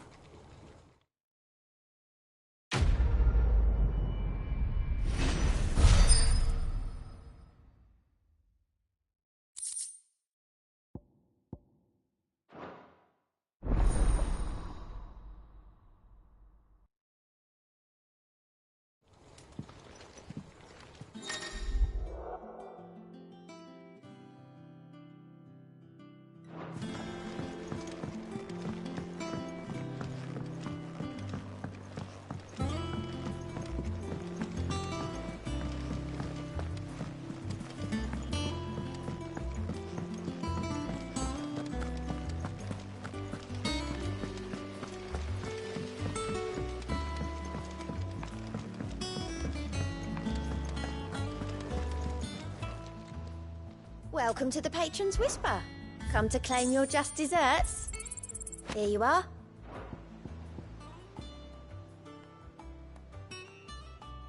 Come again.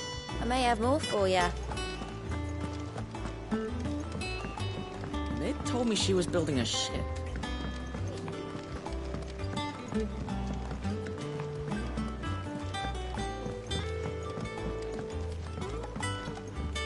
Impressive, isn't it? I can't wait to see how the rest of the vessel looks.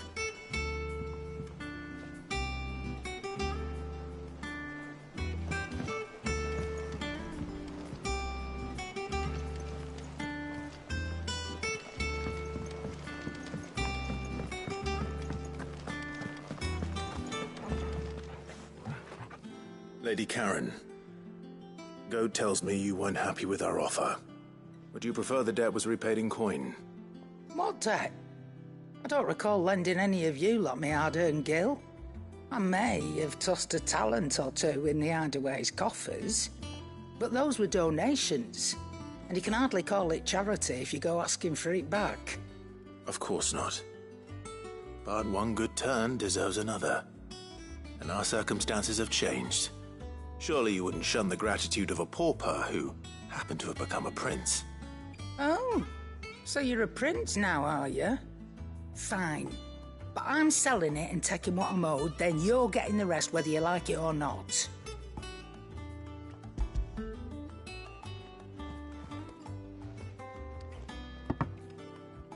Where'd you even get this? A decent trader might nab 1,000 talents for a star ruby. A canny one, meanwhile, might claim it were nicked from the belt of Sid the Outlaw himself and ask twice as much. Might be I already have a buyer in mind. Might be you even know her.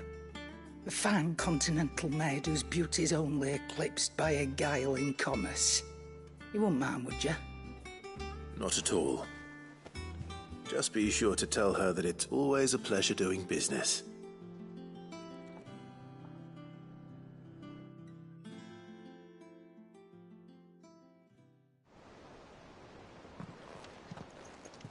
I hear you ended up delivering all 3 stones. Thanks to this lump. I sometimes wonder what I pay you for. Speaking of which, I still haven't been paid last month's wages. Oh, so you remember what's owed to you then? Get your ass behind that disc of yours and don't get up before those ledgers are square. Right away.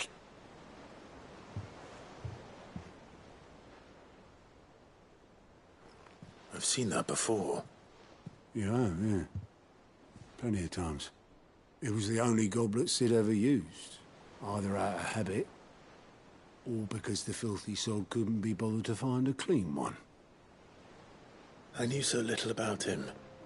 Like most people. Martha and the Dame both seem to have fond memories of him. Huh. I bet they do.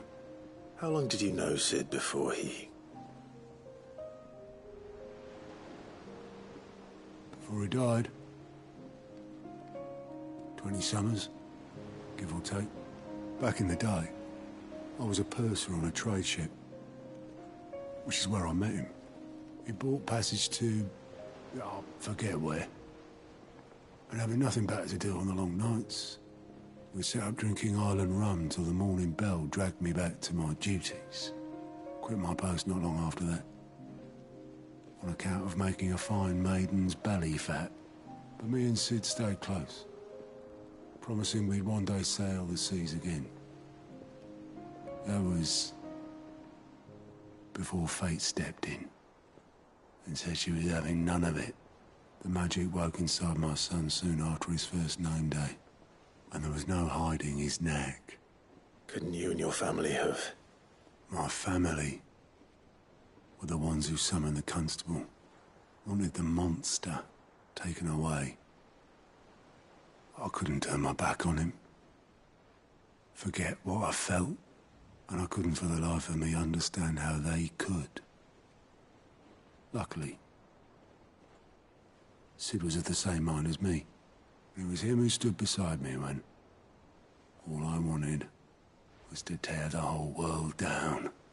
Him who cried for me when I had no tears left of my own. Him who swore he'd do everything he could to stop it from happening again. And he was true to his word, too. Left the Royal Army once and for all. His ranks, his ribbons, gone. Just like that.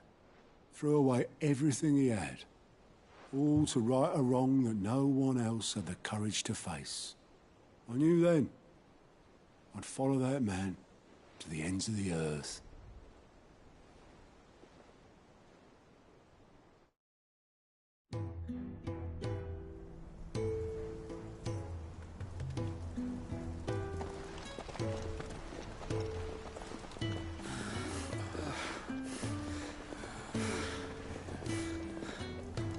He was always too clever for his own good, was Sid. Saw the world for what it really was, while the rest of us were content to go along with the lie we were shown. And it can't have been easy, bearing that burden alone.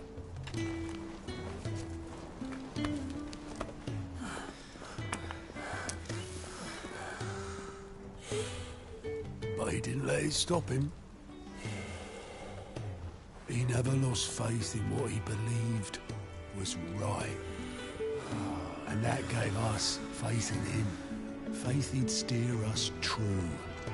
So I swore to myself that I'd always be right behind him, ready to catch the stubborn sod, if ever he should fall.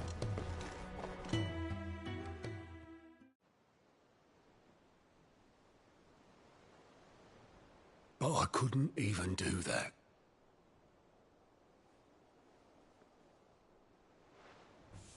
Ignore me. Just the ramblings of a tired old man. Leave that lot. I'll tidy it up in a bit.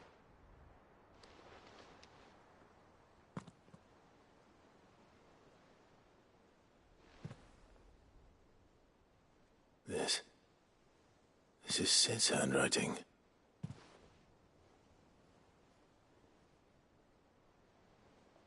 Dear Otto. I may be drunk, but I wanted you to know this place would be fucked without you. Love you, you grumpy old sod.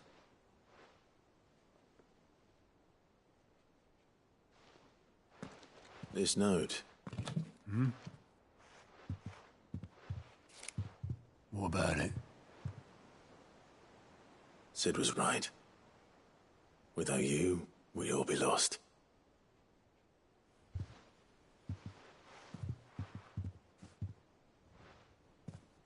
He should have bloody well said so then.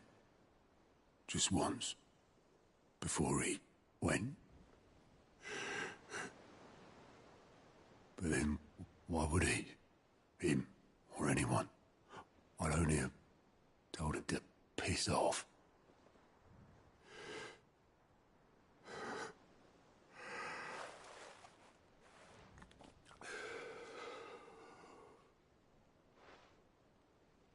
You're wrong, though. Both of you. It was never just me keeping the hideaway afloat. It was all of us.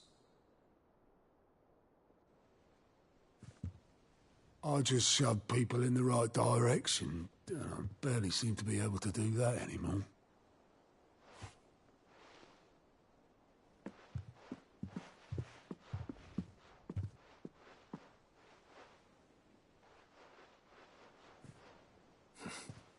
Would you rather goat were at the helm?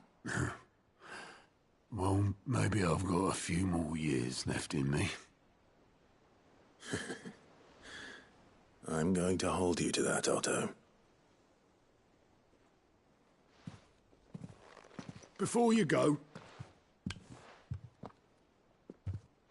Sid would have wanted you to have this. But that's... This'll do me just fine.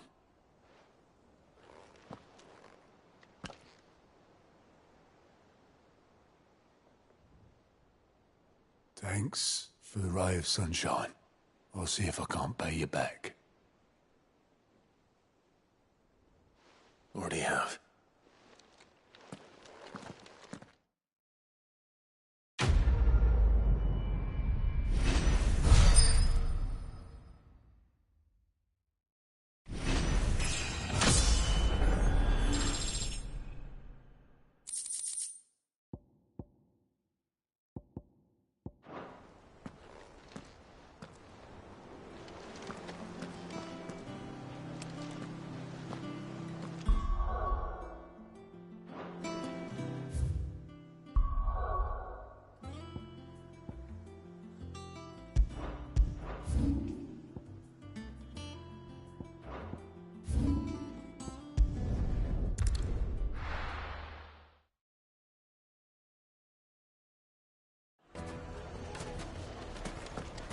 People take notice of wealthy men. Shouldn't be too hard to track down Karen's collector. This Indrit's fang is gone. Back again, are you? Any more trouble and you'll be barred for life, however deep your friends' pockets might be. We don't know for sure. Here, you. Listen, I've got this theory. The fallen, I don't think they all fell. Some of them are still living among us. You could be one of them. I could be one of them.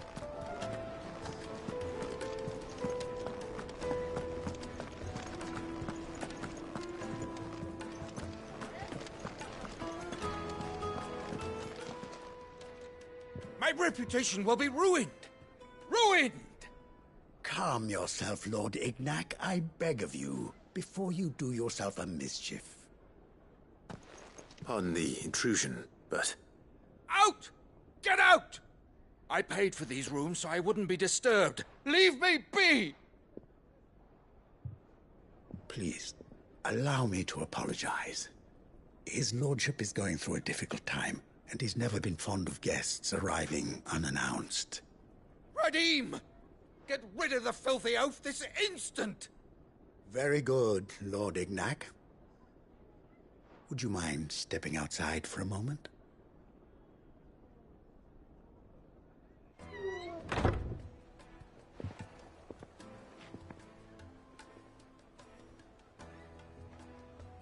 I'm sorry if I've caused you any trouble. That? No. That's just how his lordship is. Though the morning's events have left him somewhat fractious. He has been dispossessed of his luggage, you see. The thieves also made away with a considerable amount of coin. Coin the innkeeper will soon be keen to collect. I don't suppose a certain blade was among the stolen items. A single-edged sword. It was purchased from a merchant friend of mine. Ah, you know Lady Karen. Yes, I'm afraid it was. Then I'll retrieve Lord Ignac's luggage. But I have one condition. You have but to state it. You are welcome to anything that is within my power to grant. I want an audience with Lord Ignac. A few minutes should be enough. Then I'll be on my way. A condition I would be a fool to refuse. Of course, you shall have your audience. I don't suppose you saw where the thieves went? I did not, no. Though some discreet inquiries made on his lordship's behalf mean that I know where you might find them.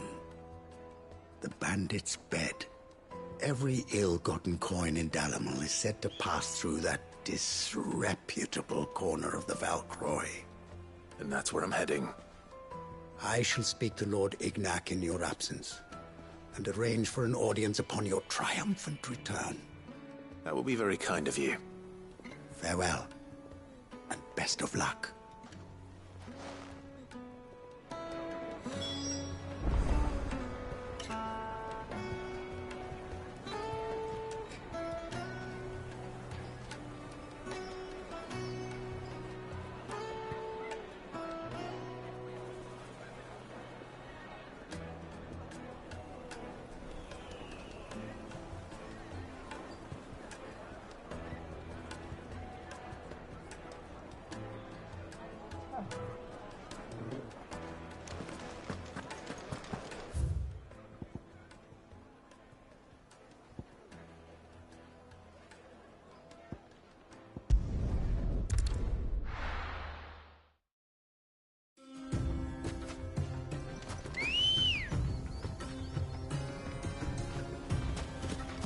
Come on.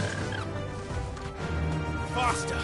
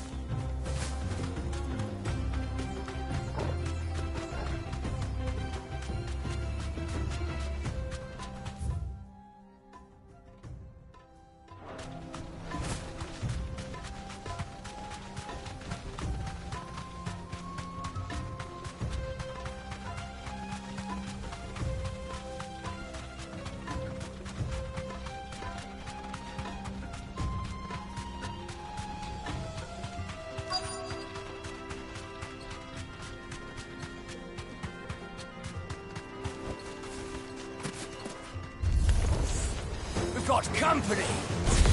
Come on, lads, let's tear the bastard's head off! Kill!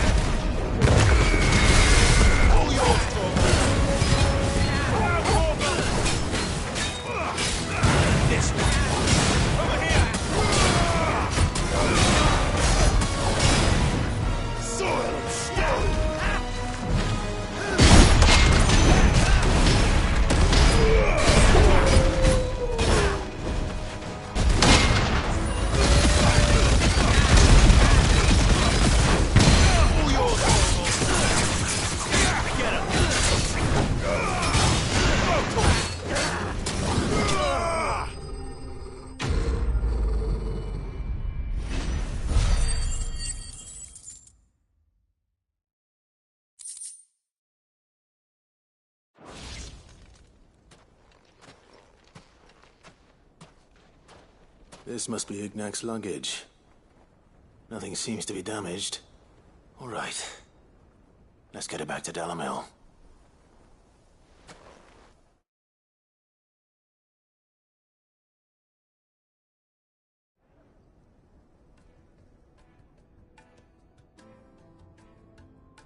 I hear I have you to thank for the return of my effects. What shall I call you, my good man? Wyvern. Glad to make your acquaintance. A formidable name indeed. Well, Wyvern, I appear to be in your debt. Redeem here tells me you wished for an audience. Is that all? A few moments of your time should suffice, yes. You're a peculiar fellow, Wyvern. All right, speak. Master Wyvern was wondering if you could tell him about a certain single-edged sword you recently acquired. Oh, a true work of art, that one. Karen drove me hard on the price, but I would have sold her Radim here to get my hands on that sword. It was made in the Outer Isles, far beyond the Twins, and is used exclusively by the practitioners of a unique school of swordsmanship. They believe no combat should ever exceed a single strike, and hone their blades to such perfection that none ever does. Each sword is made for that one perfect stroke, and for that stroke only. They crack upon a second blow. There's a brutal sort of beauty to it, really. But how do they hone such an edge? Fine question. Why, they use a whetstone, of course. Whetstones, rather. A whole array of them, ranging from the coarse to the fine. 10,000 licks with the sharpening stone, then 10,000 more. But it is the final stone which lends the blade its legendary sharpness. A mineral quite foreign to this great realm of ours. And that is the key. The secret ingredient. Wyvern, it occurs to me that my little lecture is hardly equal to services rendered. Take this, together with my regards. The very stone of which I spoke, far rarer among collectors than even the blade itself. and a far more fitting payment. Thank you. Pardon the intrusion, my lordship. However, it is long past time we prepared ourselves to depart. So it is. I am locked in bitter competition with a rival collector of curiosities. I am one step ahead of the unscrupulous scoundrel, but he is hard at my heels. Are there many other collectors out there? Too many to count, but only one do I consider my nemesis. Lord Byron Rosfield, and is a perennial thorn in my side. I can imagine. Farewell, Wyvern, may our paths cross again. Radim, we mustn't dawdle.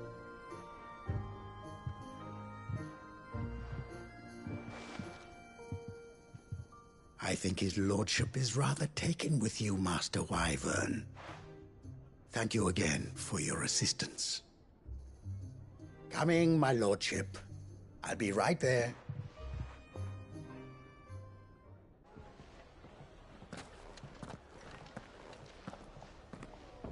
Trust Uncle Byron to find such an interesting rival. Now, let's see what Blackthorn makes of this whetstone, shall we?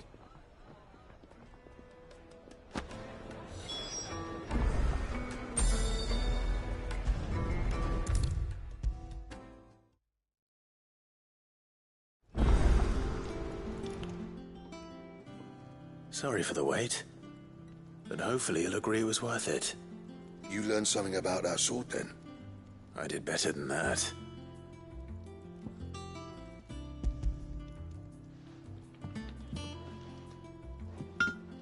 Hey, a whetstone? Yes, but not one you'll find anywhere in Valisthea.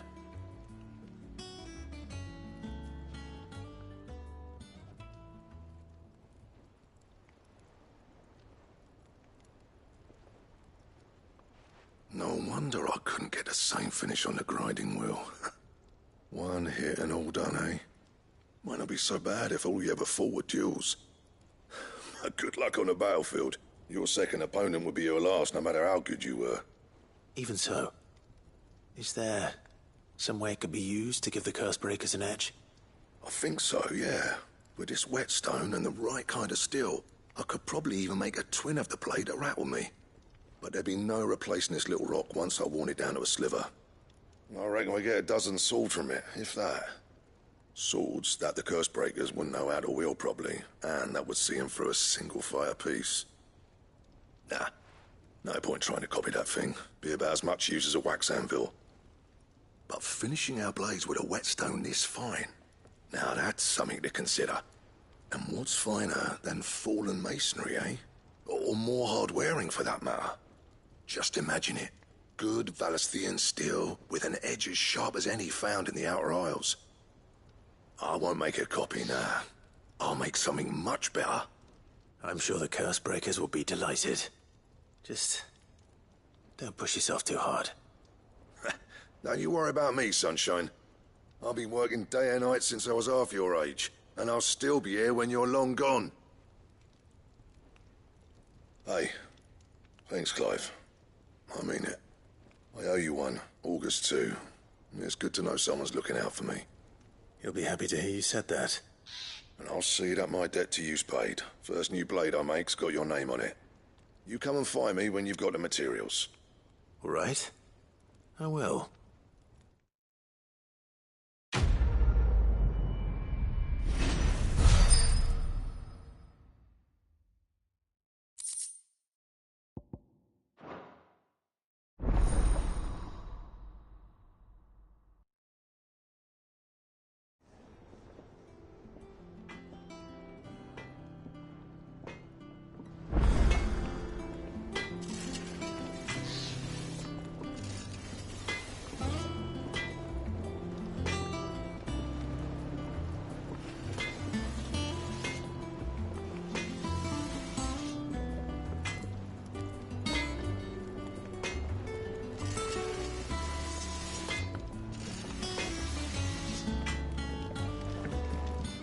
Clive,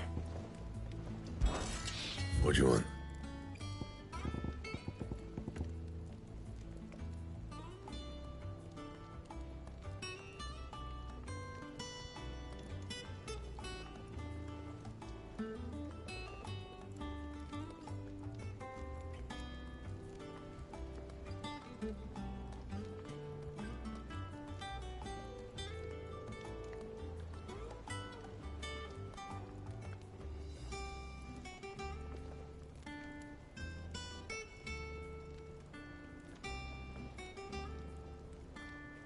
Anything else? He cracked the crystal too. You're joking. What do you need? What do you want? Anything else?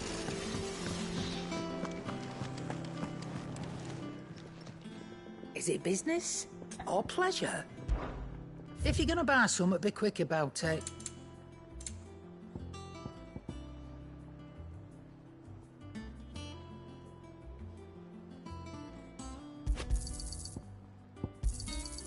You'll not find a better price than that.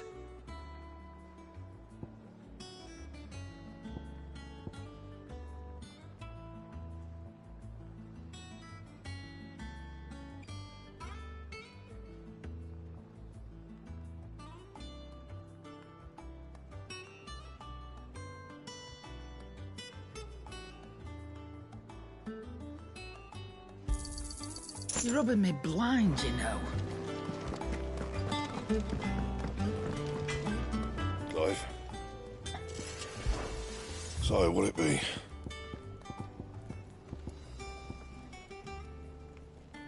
That it? Fine.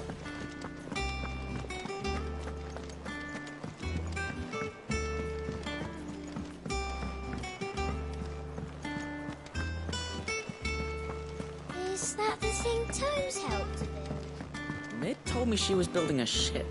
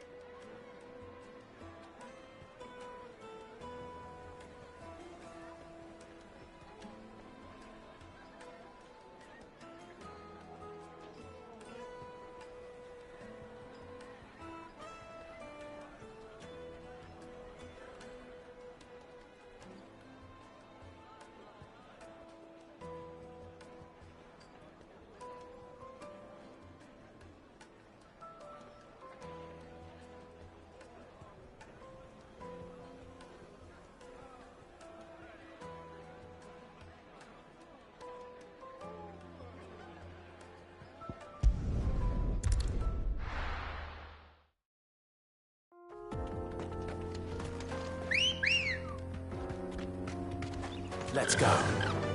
Run like the wind.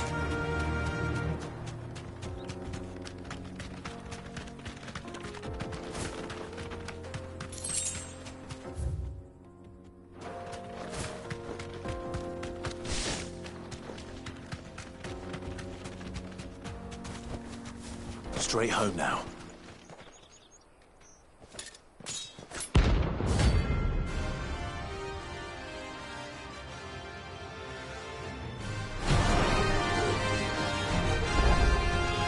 My blade yet hungers, conceiving why. Come, let us feast on your flesh. Feasting days are over.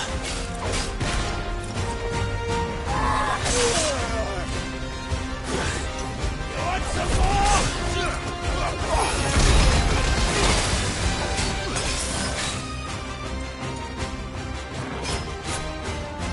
I drink your blood!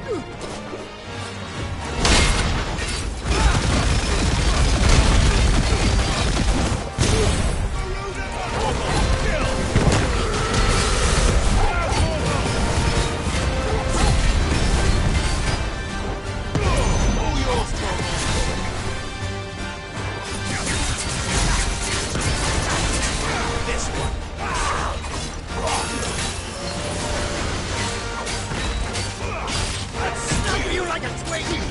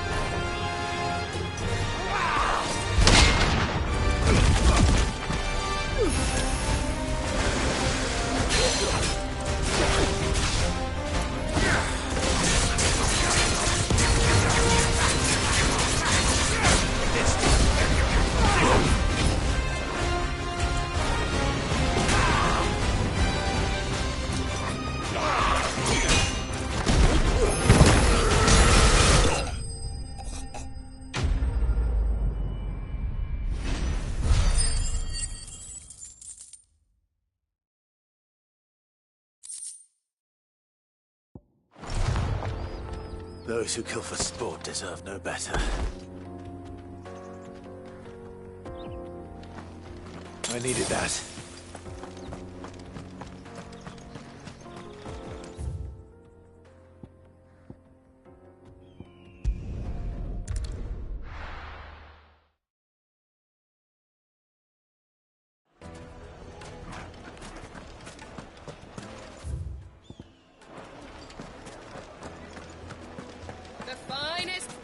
The most fragrant herbs and spices. Now there'll be none to match. Oh, where did all the men of the rock go? Made from the stoutest stoneware.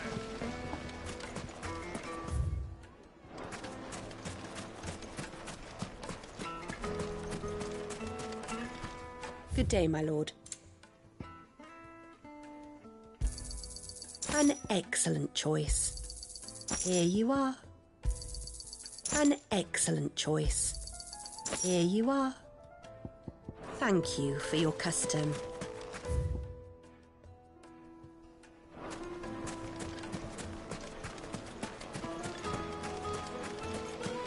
Just look at the plates and pots. The juiciest meat from Greens. It would make a fine.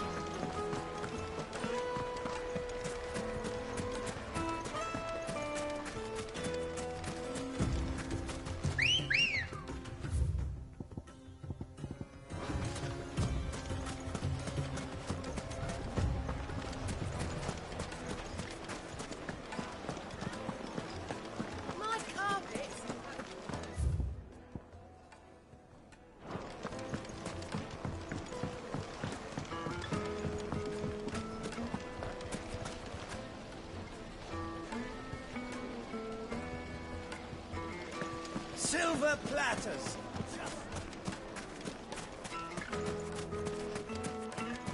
No, I'm telling you, it's gone.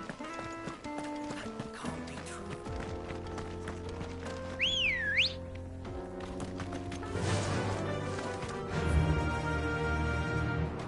Fly, Ambrosia.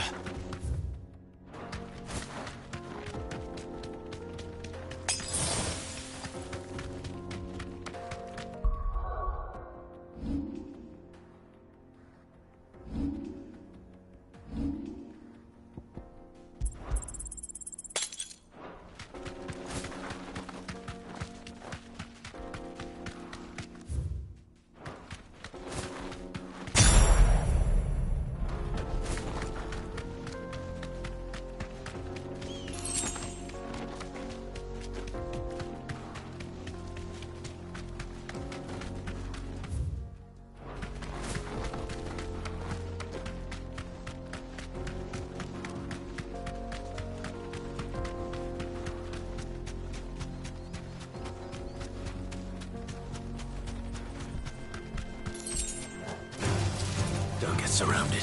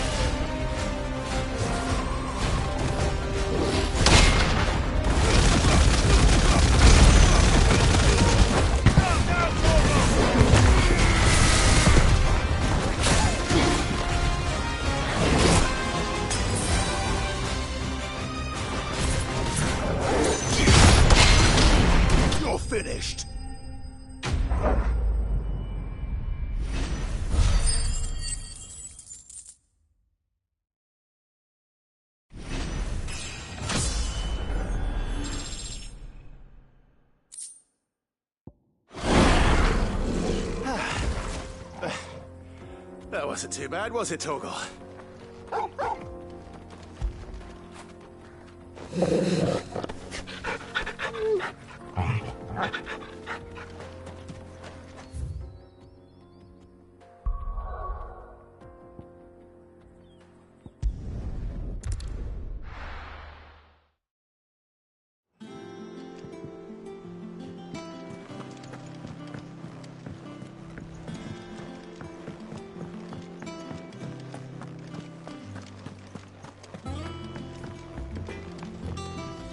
What do you need?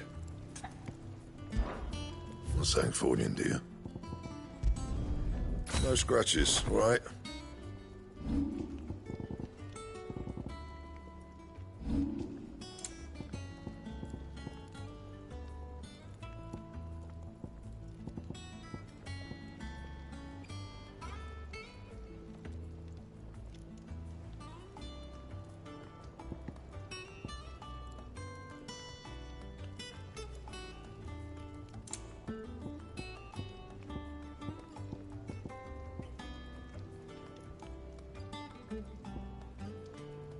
And?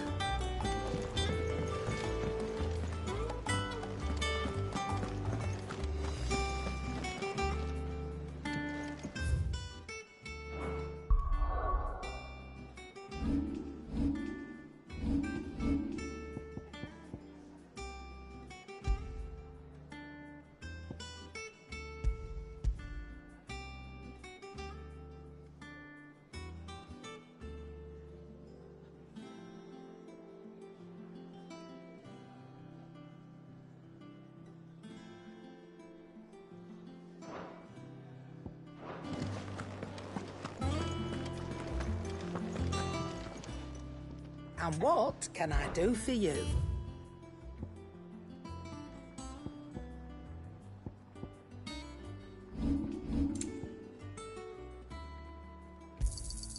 It'd better all be here. You'll not find a better price than that.